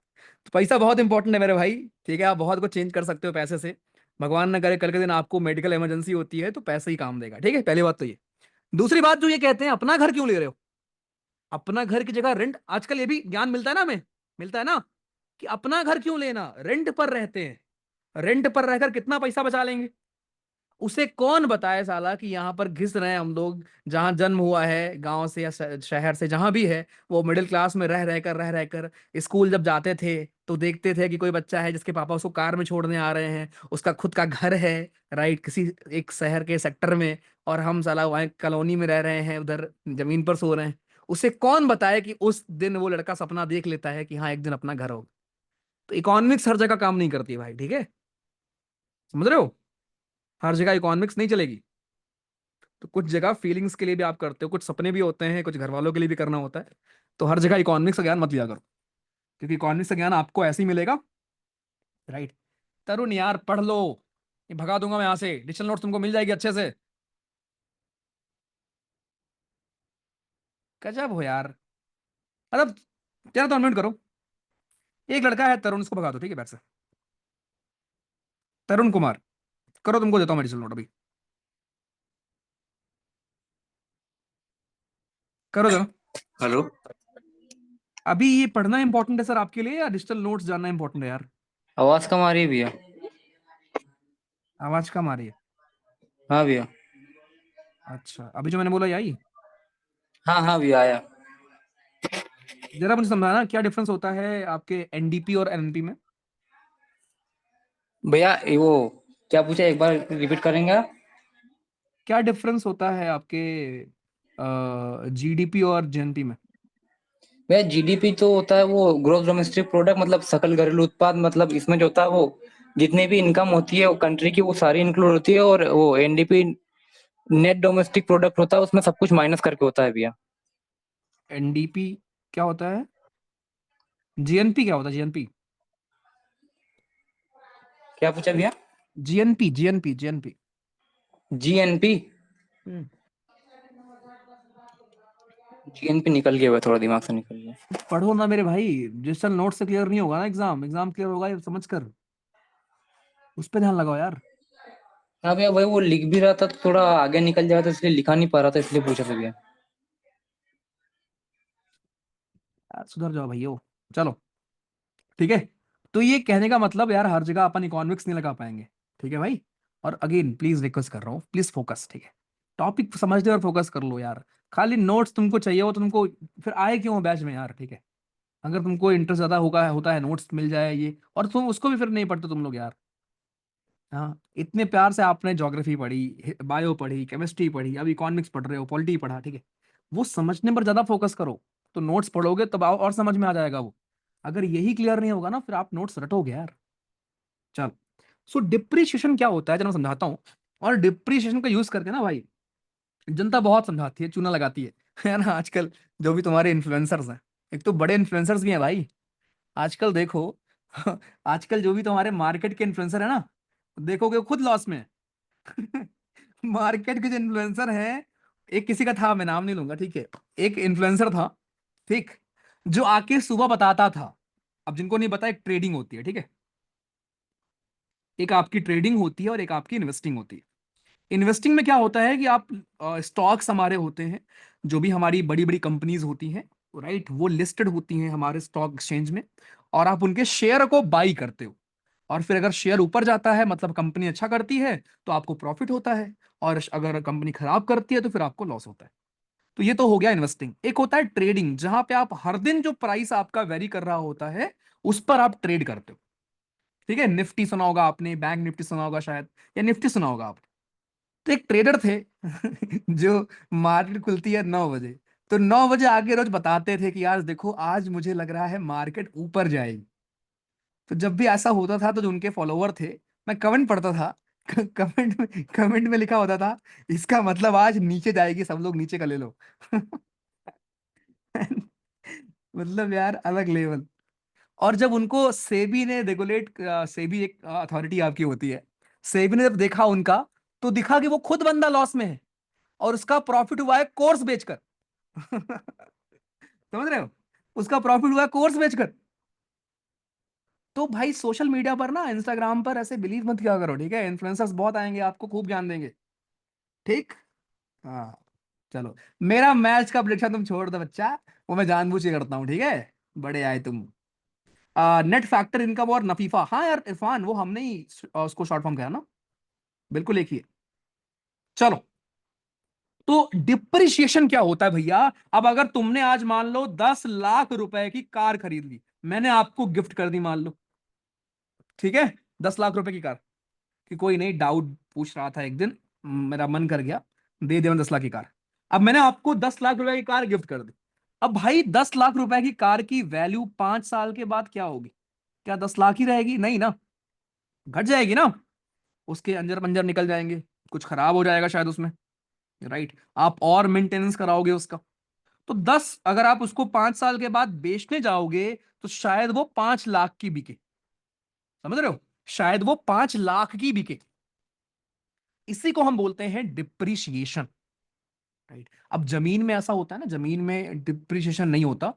जो हमारा रियल एस्टेट है, जमीन आप आज खरीद कर छोड़ देते हो ना, और नॉर्मली अगर 5 साल 10 साल बाद बेचोगे, तो जमीन आपकी हायर रेट पर बिकती है, देखा होगा आपने, है ना। लेकिन बाकी अगर आप देखोगे, तो फिर ऐसा नहीं। नॉर्मल अगर आप कार खरीद रहे हो भाई, या कोई भी सामान खरीद रहे हो, जैसे फैक्ट्रीज में मान लो मशीन है, तो मशीन चल रही है, तो भाई मशीन को मेंटेनेंस भी तो चाहिए। मेंटेनेंस चाहिए, आप एक बाहर सिक्योरिटी गार्ड भी रखोगे, हाँ है ना, सैलरी दोगे, लोगों को हायर करोगे। वही हाल है, जैसे तुम लोग अभी क्या करते होगे, अरे बैच में 4,000 लोग हैं, अच्छा ठीक है, इनकी फीस काउंट कर लेते हैं, अरे भैया इतना पैसा कमा लिया। लेकिन तुम्हें नहीं पता कि ये तो तुम्हारा ग्रॉस इनकम है, हमारी ग्रॉस। अब इस ग्रॉस में से 52% के अप्रोक्सीमेटली जाता है टैक्स। जिनको नहीं पता, हाँ, इतना टैक्स हमें देना पड़ता है। कैसे? 18% जीएसटी, 30% इनकम टैक्स, और फिर सेस लगता है। एक सेस होता है, एक सरचार्ज होता है, समझे। ये सब देकर अप्रोक्सीमेटली 50 के आसपास पहुंच जाता है। ठीक है, तो ये हट जाता है। उसके बाद सैलरीज जाती हैं, ये हट जाएगा। सर्वर कॉस्ट जाता है, ये हट जाएगा। और अब तो ऑफलाइन चल रहा है, जो उसका हमारा पूरा जाता है यार, जो उस दिन आपको दिखाया भी था। तो ये सब कुछ कॉस्टिंग ही तो है। जब इसको हटा दोगे ना, उसके बाद जो पैसा जाके बचेगा, वो आपकी होती है नेट इनकम। समझ में आया? तो कोई भी कंपनी जब आप ऐसे तुरंत कैलकुलेट कर लेते हो ना, तो वो कंपनी का वो जो पैसा होता है ना, वो ग्रॉस पैसा होता है। उसके बाद कंपनी उसको खर्च करती है अलग अलग जगह पर भाइयों, ये ध्यान रखिए। तो यही डिफरेंस है ग्रॉस और नेट में। अब आपको समझ में आ गया होगा बेहतरीन तरीके से, कि ग्रॉस वो होता है जो पूरा पैसा आया है, लेकिन नेट वो होगा जब आप उसमें से सारे खर्च को निकाल दोगे, राइट। अगर हम इसको कंपनी के फॉर्म में बात करें, तो अगर कंपनी में जो भी आप मेंटेनेंस डिप्रिशिएशन जो भी हो रहा है, अगर आप उसको हटा दो, तो वो आपका हो जाएगा नेट इनकम। तो देश की इनकम में से हमारा नेट नेशनल प्रोडक्ट क्या होता है भाइयों? Now what is net national product? कुछ नहीं करना, बस आप उसको जीडीपी से डेप्रीशिएशन माइनस कर दो। सो एनडीपी हमारा क्या होगा? एनडीपी हमारा होगा जीडीपी माइनस डेप्रीशिएशन। एनएनपी क्या होगा? GNP minus depreciation. खत्म। डेप्रीशिएशन का मतलब अब उसकी वैल्यू कुछ कम हो गई होगी ना यार, मेंटेनेंस में लगा दिया होगा आपने पैसा और कहीं खर्च किया होगा। तो हमें देखने में लग रहा है कि भाई पार्ले जी यार 10 रुपए का बिक रहा है, लेकिन कंपनी जो 10 रुपए का पार्ले जी बना रही है, उस 10 रुपए में उसको 2 रुपए सैलरी भी देनी पड़ती होगी, 1 रुपया पैकेजिंग का भी देना पड़ता होगा। शार्क टैंक देखा होगा आपने अगर थोड़ा बहुत, तो आपको आइडिया लगा होगा। ओके। तो ये अंतर होता है ग्रॉस इनकम और नेट इनकम में। ऐसे ही देश में ग्रॉस जीडीपी और नेट जीडीपी में क्या अंतर होता है आपका? यानी कि जीडीपी और एनडीपी में क्या अंतर होता है? जीडीपी आपका वो पैसा जो देश में हमारा, जो देश कमा रही है एक साल में, लेकिन उसमें से जब हम डिप्रिशिएशन को माइनस कर देंगे, जो हमारा खर्च है उसको माइनस कर देंगे, ये जो उसकी वैल्यू घट रही है उसको माइनस कर देंगे, तो वो हमारा हो जाएगा नेट आपका डोमेस्टिक प्रोडक्ट। सिमिलरली जीएनपी हमारा वो पैसा होता है जो कोई भारतीय कमा रहा हो, चाहे भारत में चाहे विदेश में, उस पैसे को हम बोलते हैं जीएनपी। जब उसमें से हम डिप्रिसिएशन माइनस कर देंगे तो वो हमारा हो जाएगा नेट नेशनल प्रोडक्ट। तो जीडीपी, जीएनपी, एनएनपी, एनडीपी, चारों अच्छे से क्लियर हैं सभी को? डजेंट मैटर कॉमर्स से हो, साइंस से हो, तुम किसी बैकग्राउंड से हो।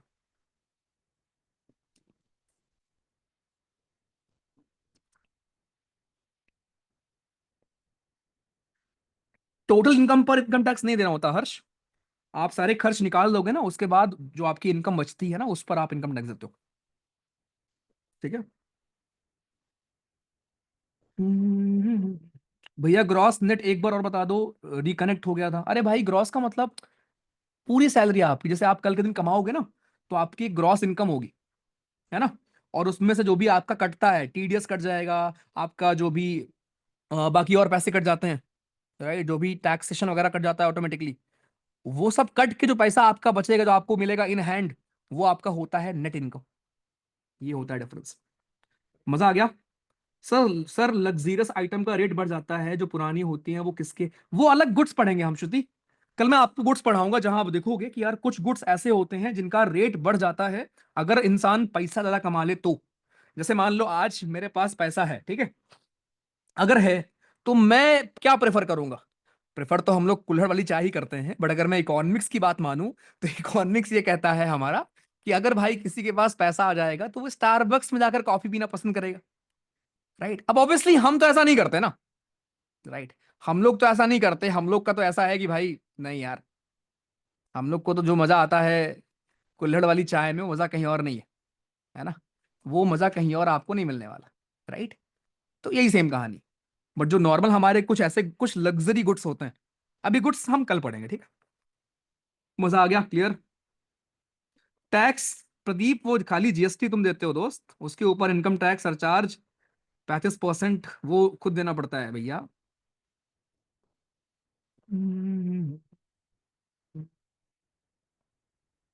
प्रोड्यूस अनकेत वो देश में कर रहे हैं ना?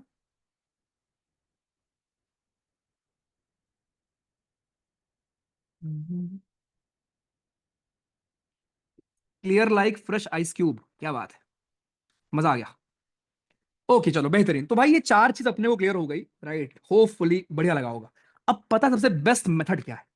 अच्छा खुद कभी सोचा आपने कि जीडीपी, जैसे हम लोग देश में हमारे क्या है, हम लोग जीडीपी को मानते हैं, ये अपना वो, हम लोग जीडीपी को जरिया मानते हैं, ठीक है? नेशनल इनकम हम जीडीपी एट मार्केट प्राइस लिख लेना, ठीक है? ये लिख लो, यहां पर डायरेक्ट सवाल पूछ लेगा। भारत में क्या है कि नेशनल इनकम को मेजर करने का सबसे बढ़िया तरीका हम क्या मानते हैं? मेजर करने के लिए हम क्या फॉलो करते हैं? National income, right? ये हम करते हैं GDP at market price. GDP at market price का हम इस्तेमाल करते हैं, ठीक? लेकिन आप खुद सोचो, क्या जीडीपी सही तरीका है? राइट? जीडीपी क्या सही मेथड है ये बताने का कि कोई बंदा कितना पैसा कमा रहा है या कोई बंदा क्या है? नहीं है। कैसे मैं आपको दिखाऊंगा? जो सबसे बेस्ट मेथड है ना भाइयों, इधर देखो, जो सबसे बेस्ट मेथड है ये जानने का कि कोई कितना पैसा कमा रहा है या नेशनल इनकम निकालने का, वो आपका होता है नेट नेशनल प्रोडक्ट। जो सबसे बेस्ट मेथड होता है ये जानने का कि कौन कितना पैसा कमा रहा है, वो आपका होता है net national product. Net national product हमारा वो जरिया होता है जिससे आप, क्योंकि यहां पर आप सारे खर्च वगैरह सब कुछ निकाल देते हो, राइट। जो भी खर्च वगैरह जो भी होता है आप यहां से क्या करते हैं, निकाल देते हैं। नेट नेशनल प्रोडक्ट क्या है हमारा, इसमें सारे डिप्रिसिएशन वगैरह आप माइनस कर देते हो। अब जीडीपी हमारा सही मेथड कहीं नहीं होता। अरे सिंपल सी बात है कि भाई आज के दिन देखो आप ध्यान से, दिक्कत कहां पे होती है? दिक्कत वहां पे होती है, मान लो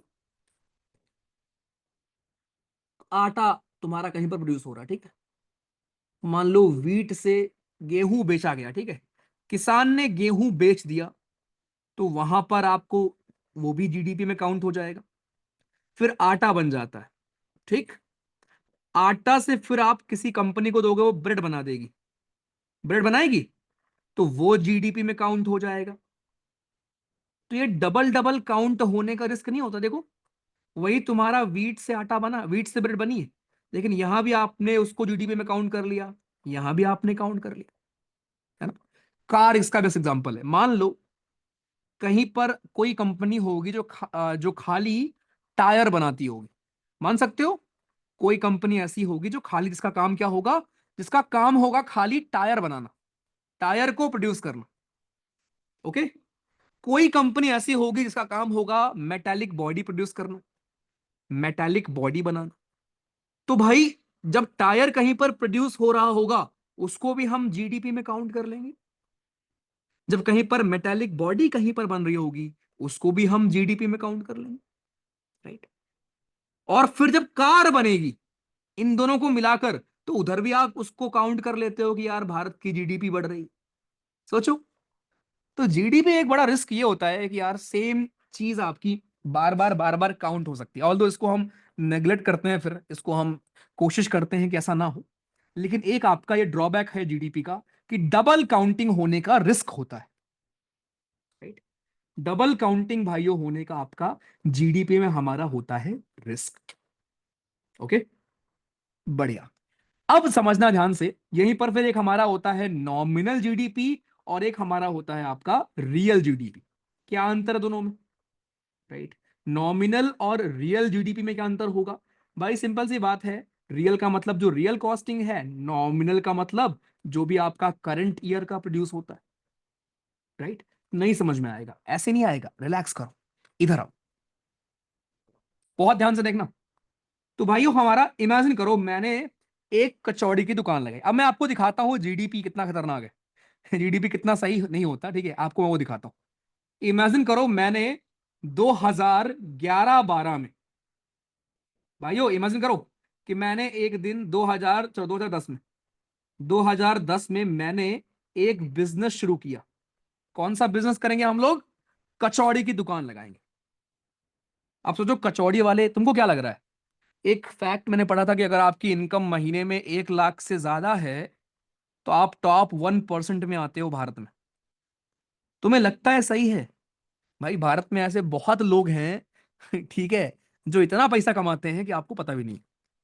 आपके आस पड़ोस में देखोगे, कचौड़ी वाले हो गए, जितने भी आपके दुकानदार होते हैं, है ना, इन्हें इनका आपको पता ही नहीं है, बिकॉज ये अनऑर्गेनाइज सेक्टर है, राइट। तो दो आपके हमारे टर्म होते हैं इकोनॉमिक्स में, एक होता है ऑर्गेनाइज सेक्टर, एक होता है अनऑर्गेनाइज सेक्टर, राइट। सो अनऑर्गेनाइज का मतलब है कि ये स्ट्रीमलाइन नहीं है। अब चलो, अब तो पेमेंट डिजिटल हो चुकी है, राइट, उनको जीएसटी पे करना पड़ता होगा, बट स्टिल अब जैसे आज के दिन क्या है, तुम लोग मुझे फीस देते हो, ठीक है, तुम लोग मुझे फीस देते हो। अब तुमने मुझे फीस दी आके, सब कुछ ऑनलाइन दे रहे हो, तो वो ट्रांजेक्शन तो है, उस पर तो मुझे जीएसटी पे करना पड़ेगा हर हाल में, ठीक। लेकिन बहुत सारे ऐसे भी फॉर्म्स होते हैं ना जहां पर ऑफलाइन डीलिंग होती है, जहां पर क्या होता है कि आप कैश में पेमेंट करते हो। तो आपने क्या किया, कैश में पेमेंट कर दिया, खत्म, कौन पूछ रहा है। ये दिक्कत थी, इसीलिए जब से डिजिटल इंडिया हुआ है कि सब कुछ आपका यूपीआई और ये हो गया है, तब से लोगों को टैक्स और देना पड़ा है, वरना पहले दुकानदार आपके बचा लेते थे, या जो भी आपके ऐसी कंपनी वाले हैं वो बचा लेते थे। ठीक है। सोचो ऐसा कर दें हम कि कल से तुम लोग आओ, ऑफलाइन फीस दे के जाओ, तो जीएसटी नहीं लगेगी उसमें, ऑफलाइन फीस दे जाओ। ठीक है। लेकिन ऑब्वियसली सब कुछ अगर ऑनलाइन है तो फिर वहां पर आपको, यू कैन नॉट, राइट, आप उसको बचा नहीं सकते हो। ठीक। तो ये हमको बता रहा हूं कि यार जो चीजें हमारी ऑर्गेनाइज्ड हो रखी हैं उधर यार ठीक है, लेकिन बहुत बड़ा सेक्टर भारत में अभी भी अनऑर्गेनाइज सेक्टर है। गांव वगैरह में ना लोग बहुत पैसे कमाते हैं, ठीक है, बहुत अलग अलग बिजनेस होते हैं, जो चीजें अभी हमारे ऑर्गेनाइज सेक्टर में नहीं आई। आ जाओ। तो इमेजिन करो 2010 में हम लोगों ने कचौड़ी की दुकान लगाई कहीं पर। ठीक। हम लोग दिन के 500 कचौड़ी बेचते थे, 500 प्लेट। एक प्लेट का कितना दाम रखा जाए? 10 रुपया, चलो सस्ता बेचेंगे हम लोग, ठीक है। तो 500 प्लेट कचौड़ी हम लोग 2010 में अपने दुकान में डेली बेचते थे। तो एक दिन की हमारी इनकम होती थी 5,000 रुपया। तो अगर हम ये मान लें कि 5,000 रुपया हमने जीडीपी में कंट्रीब्यूट किया भारत की एक दिन में, 2010 में, आज के दिन अगर आप देखो 2024 में, आज के दिन अगर आप देखो भाइयों, तो मान लो आज भी अगर हमारी दुकान खुली हो, आज भी अगर हमने दुकान खोल रखा हो, और हमने मान लिया कि आज के दिन भी हम लोग 500 की जगह चलो 500 कचौड़ी ही बेच रहे हैं, आज भी हम लोग 500 प्लेट ही बेच रहे हैं, लेकिन आज महंगाई बढ़ गई है और एक प्लेट कचौड़ी का दाम 20 रुपए हो चुका है। तो अब जो पैसा मैं कमा रहा हूं या जो मैं कंट्रीब्यूट कर रहा हूं भारत की जीडीपी में, वो कितना होगा? वो होगा 10,000 रुपया।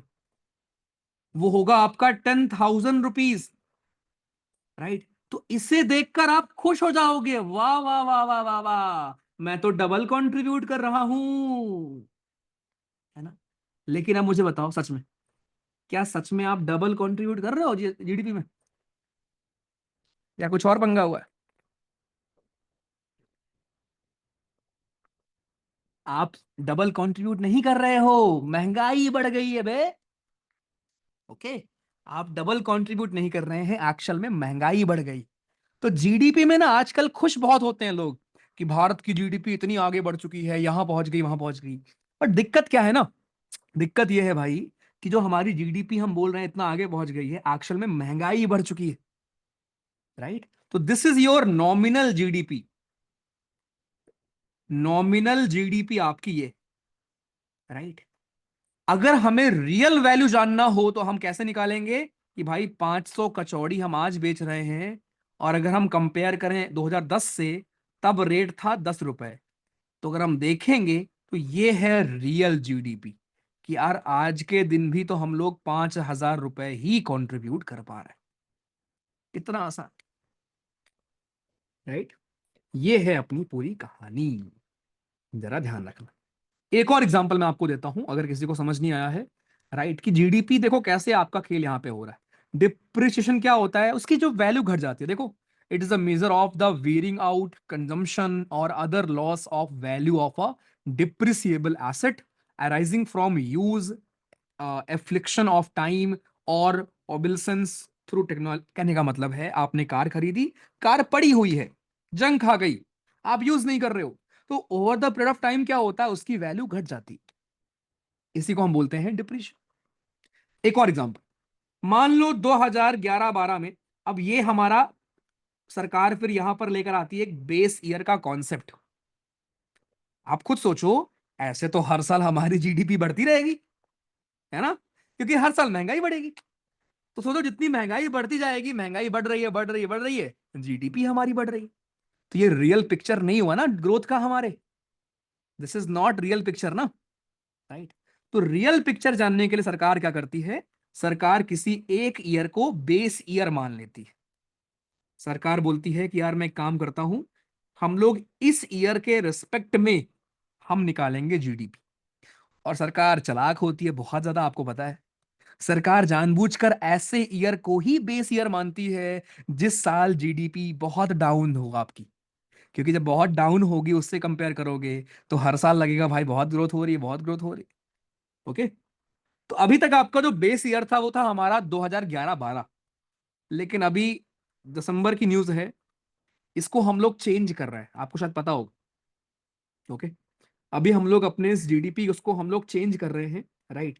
और अभी हम नया बना रहे हैं 2022-23। अब इस पर डिस्कशन चल रहा है, ठीक है। नया हमारा बेस ईयर होगा 2022-23।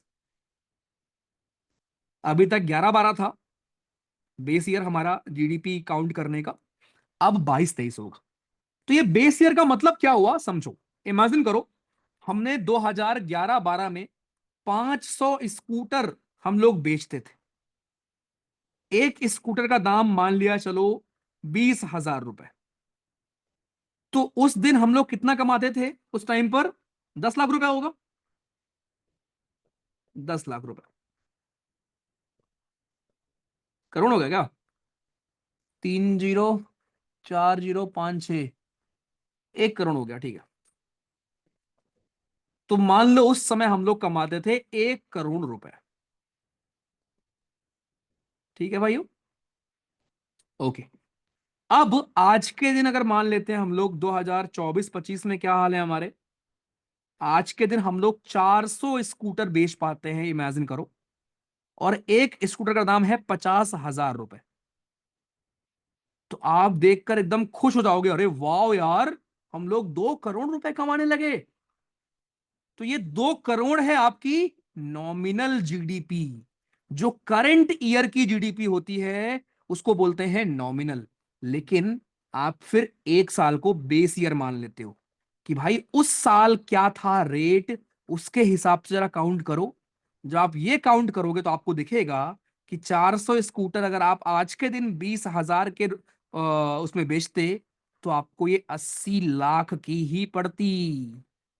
तो आपका दिमाग चकरा जाएगा कि 2011-12 में मैं 1 करोड़ कमा रहा था, आज मैं उस बेस ईयर के रिस्पेक्ट में 80 लाख ही कमा रहा हूं। और this is your real GDP, right. कितना आसान कॉन्सेप्ट तुम्हारा एग्जाम्पल्स। और इसको हम फिर बेस ईयर मान ले रहे हैं यहां पर कि आपने एक साल किसी को बेस ईयर मान लिया और उस बेस ईयर के रिस्पेक्ट में फिर आप निकालते हो कि कितना पैसा कमाया जा रहा है। मैं दोबारा बोल रहा हूं, बहुत प्यार से सुनना। भाई यहां पर मैंने आपको यह पढ़ाया कि आप इमेजिन करो 2011-12 में आप 500 स्कूटर बेचते थे 20,000 रुपए का। आप 1 करोड़ रुपए कंट्रीब्यूट करते थे भारत की जीडीपी में। आज के दिन आप 400 स्कूटर बेचते हो 50,000 की एक स्कूटर। बिकॉज इन्फ्लेशन आ गया है। इन्फ्लेशन का मतलब महंगाई होती है, ठीक है। अभी के लिए इतना समझ लो। महंगाई महंगाई बढ़ चुकी है, स्कूटर हमारा हो गया है 50,000 का। तो आज के दिन आप 2 करोड़ कंट्रीब्यूट कर रहे हो। तो मेरे भाई ये क्या हुआ आपका? ये डबल हो गया पैसा। ये पैसा हमारा क्या हो गया है? ये पैसा आपका हो गया है डबल, राइट। दिस पैसा गॉट डबल। अब रियल में ऐसा हुआ है क्या? नहीं। जीडीपी हमारा एक प्रकार का गुब्बारा है कि गुब्बारा जब फूला हुआ है तो बड़ा दिखता है, लेकिन जब फूट जाता है तो फिर रियल दिखने लगता है छोटू सा। तो रियल पिक्चर क्या है कि अगर 400 स्कूटर हम लोग इस ईयर के रिस्पेक्ट में निकालें जब रेट 20,000 था, तो आज के हिसाब से 80 लाख ही होगा। तो हमें घाटा हुआ है, फायदा कहां कर रहे हैं हम लोग। इसीलिए सरकार किसी एक साल के रेट को बेस ईयर मानकर कैलकुलेट करती है आपकी जीडीपी। अच्छे से क्लियर भैया, रियल जीडीपी, नॉमिनल और बेस ईयर, तीनों कॉन्सेप्ट सभी को।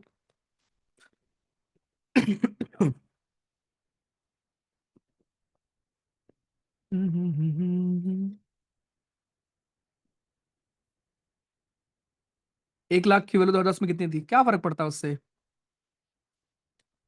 आज तो फिर और कम, फिर तो ये और बुरा हाल है ना। तब का 1 करोड़, आज का तो 2 करोड़ है भाई। तब तो आप और बुरा कर रहे हो, 80 लाख पे आ गए हो। हर्ष इतनी बार कॉपी पेस्ट मत किया करो यार। सरकार करती है वो अनिशा। टैक्स तो अलग होता है ना, जीडीपी अलग है। जीडीपी तो इनकम आप बता रहे हो, टैक्स तो अलग होता है ना।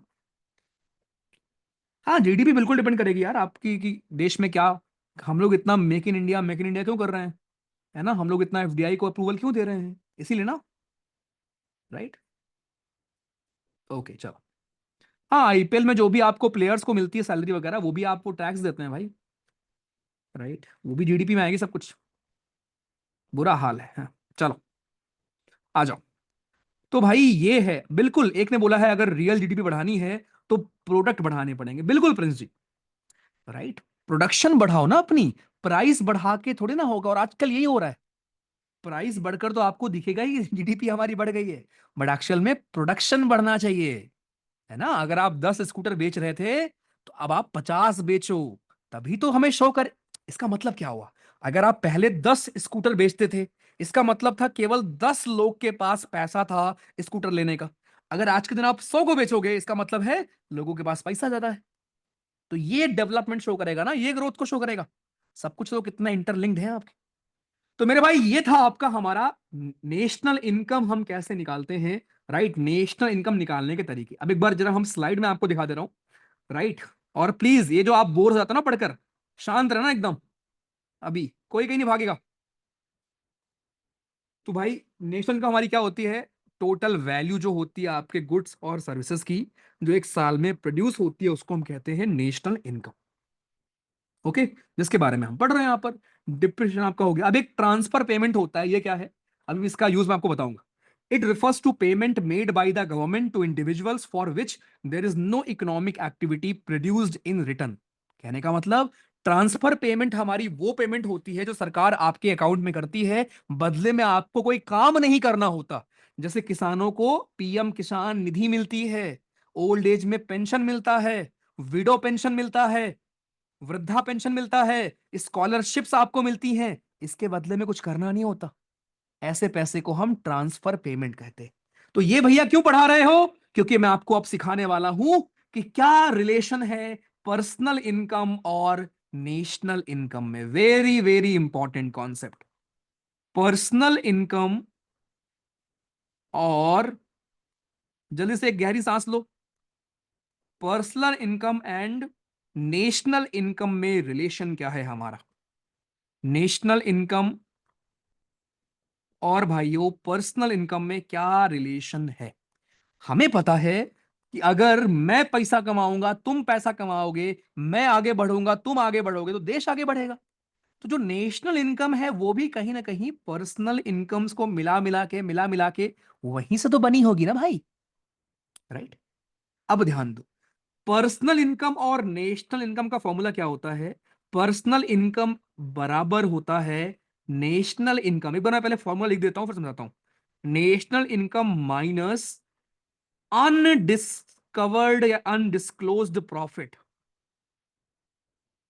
या अनडिस्ट्रीब्यूटेड प्रॉफिट जो आपका है, अनडिस्ट्रीब्यूटेड प्रॉफिट,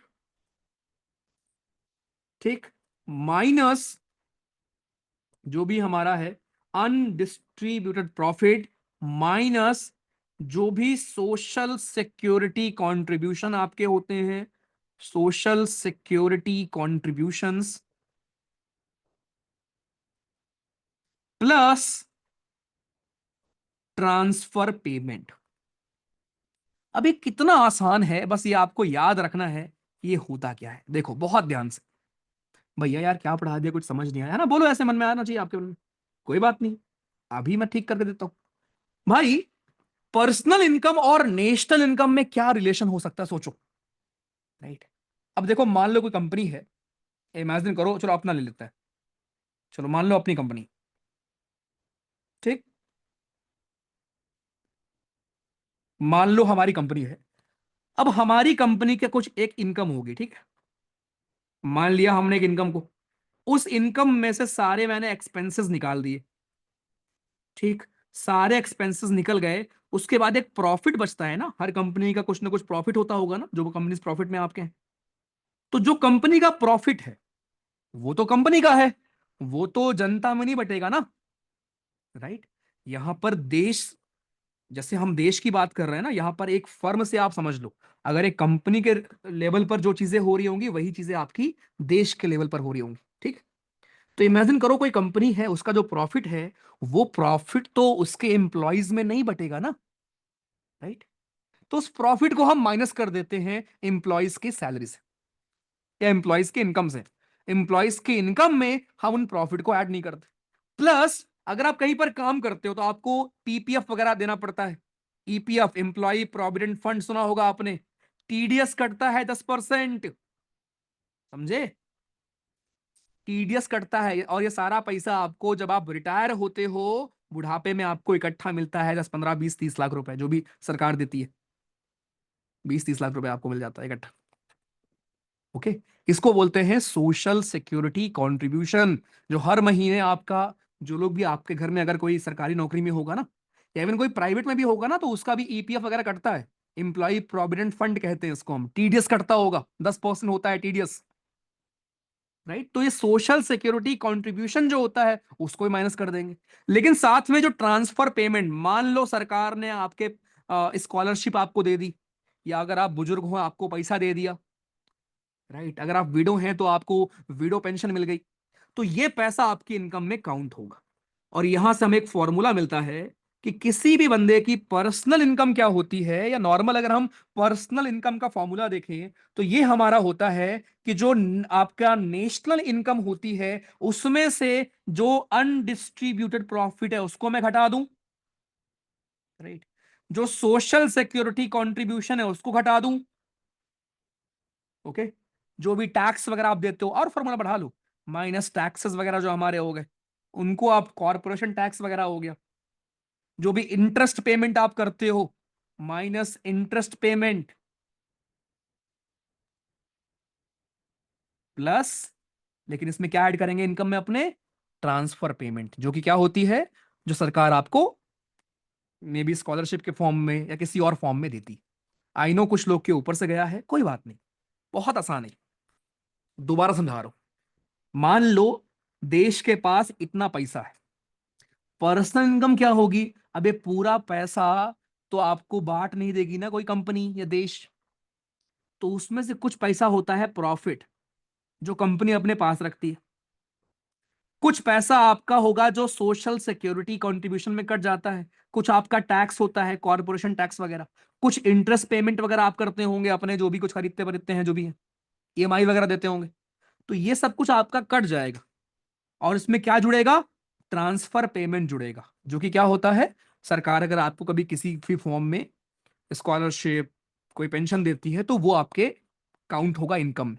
तो यहां से हमें एक फॉर्मूला मिलता है कि पर्सनल इनकम और नेशनल इनकम में रिलेशन क्या होता है, कि personal income is equals to national income minus undistributed profit minus social security contribution minus corporation आपके taxes minus interest payment, plus, ये प्लस में है, इसको आप अपनी इनकम में ऐड करते हो, क्योंकि सरकार आपको ये दे रही है ना। ये सब तो सरकार ले रही है, लेकिन ये आपको दे रही है। तो ये आपका एक फॉर्मूला बन जाता है, और ये फॉर्मूला हमारा सीधे एग्जाम में आया हुआ है। सीधे फॉर्मूला आपके मेरे भाई एग्जाम में आया हुआ है, अभी दिखाऊंगा, परेशान मत हो। तो ये आपका हो गया हमारा क्या? Personal income. अब एक हमारा होता है पर्सनल डिस्पोजेबल इनकम। भैया ये क्या होता है? आओ देखो। एक हमारा होता है personal disposable income. Personal disposable disposable income कुछ नहीं, जो भी आपकी पर्सनल इनकम है उसमें से जो भी आपका इनकम टैक्स है उसको माइनस कर दो, और यही आपका हो जाता है पर्सनल डिस्पोजेबल इनकम। खत्म। कितना आसान, कितना आसान है वाला।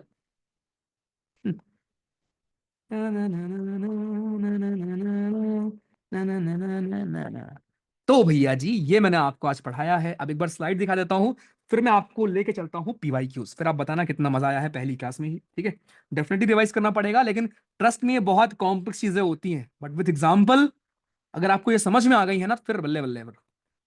ठीक है, तो ट्रांसफर पेमेंट हमारा क्या होता है, राइट? ये हमने पढ़ लिया, जीडीपी क्या, जीएनपी क्या, एनडीपी क्या, एनएनपी क्या। अब ये कल मैं आपको पढ़ाऊंगा पर कैपिटा इनकम का, कुछ होता नहीं है वैसे। पर कैपिटा इनकम क्या होगा? जो भी पूरा, एक सिंपल सा फॉर्मूला होता है। व्हाट इज हमारा पर कैपिटा इनकम?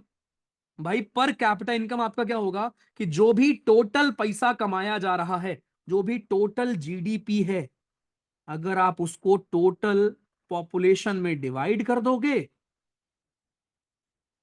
तो वही आपका होगा पर कैपिटा इनकम। खत्म, दैट्स इट। आई, अब ये पढ़ लेना जीडीपी क्या है, चाहो तो पढ़ लो। Cars manufactured in India by Japanese company will be included. क्यों? क्योंकि मैन्युफैक्चर कहां हो रही है? भारत में हो रही है। तो ध्यान रखना, भारत में कुछ भी आपका मैन्युफैक्चर हो रहा है सब किसका पार्ट होगा? जीडीपी का पार्ट होगा। देखो, अब ये पढ़ लेना, बाकी तो मैंने आपको लिखकर पूरा बता दिया क्या इंक्लूड होगा क्या इंक्लूड नहीं होगा। राइट, हम लोग इंटरमीडिएट गुड्स को इंक्लूड फिर नहीं करते, बिकॉज आपको बताया था ना कि डबल काउंटिंग का खर्च होता है, डबल काउंटिंग का रिस्क होता है। तो डबल काउंटिंग का जो रिस्क होता है उसको हम कोशिश करते हैं कैसे हम मिटिगेट कर पाए। ठीक। आई, जीएनपी क्या होता है देख लो। Honda manufactures cars in the US but is incorporated in Japan. कहने का मतलब है वही कि आपका जीएनपी में वो वहां के लोग हों, अगर जापान के लोग जाकर यूएस में काम कर रहे हैं, जापान की कंपनी आपकी होंडा है, यूएस में काम कर रही है, लेकिन वो किसके जीएनपी में काउंट होगा? वो काउंट होगा जापान की जीएनपी हमारे हिसाब से।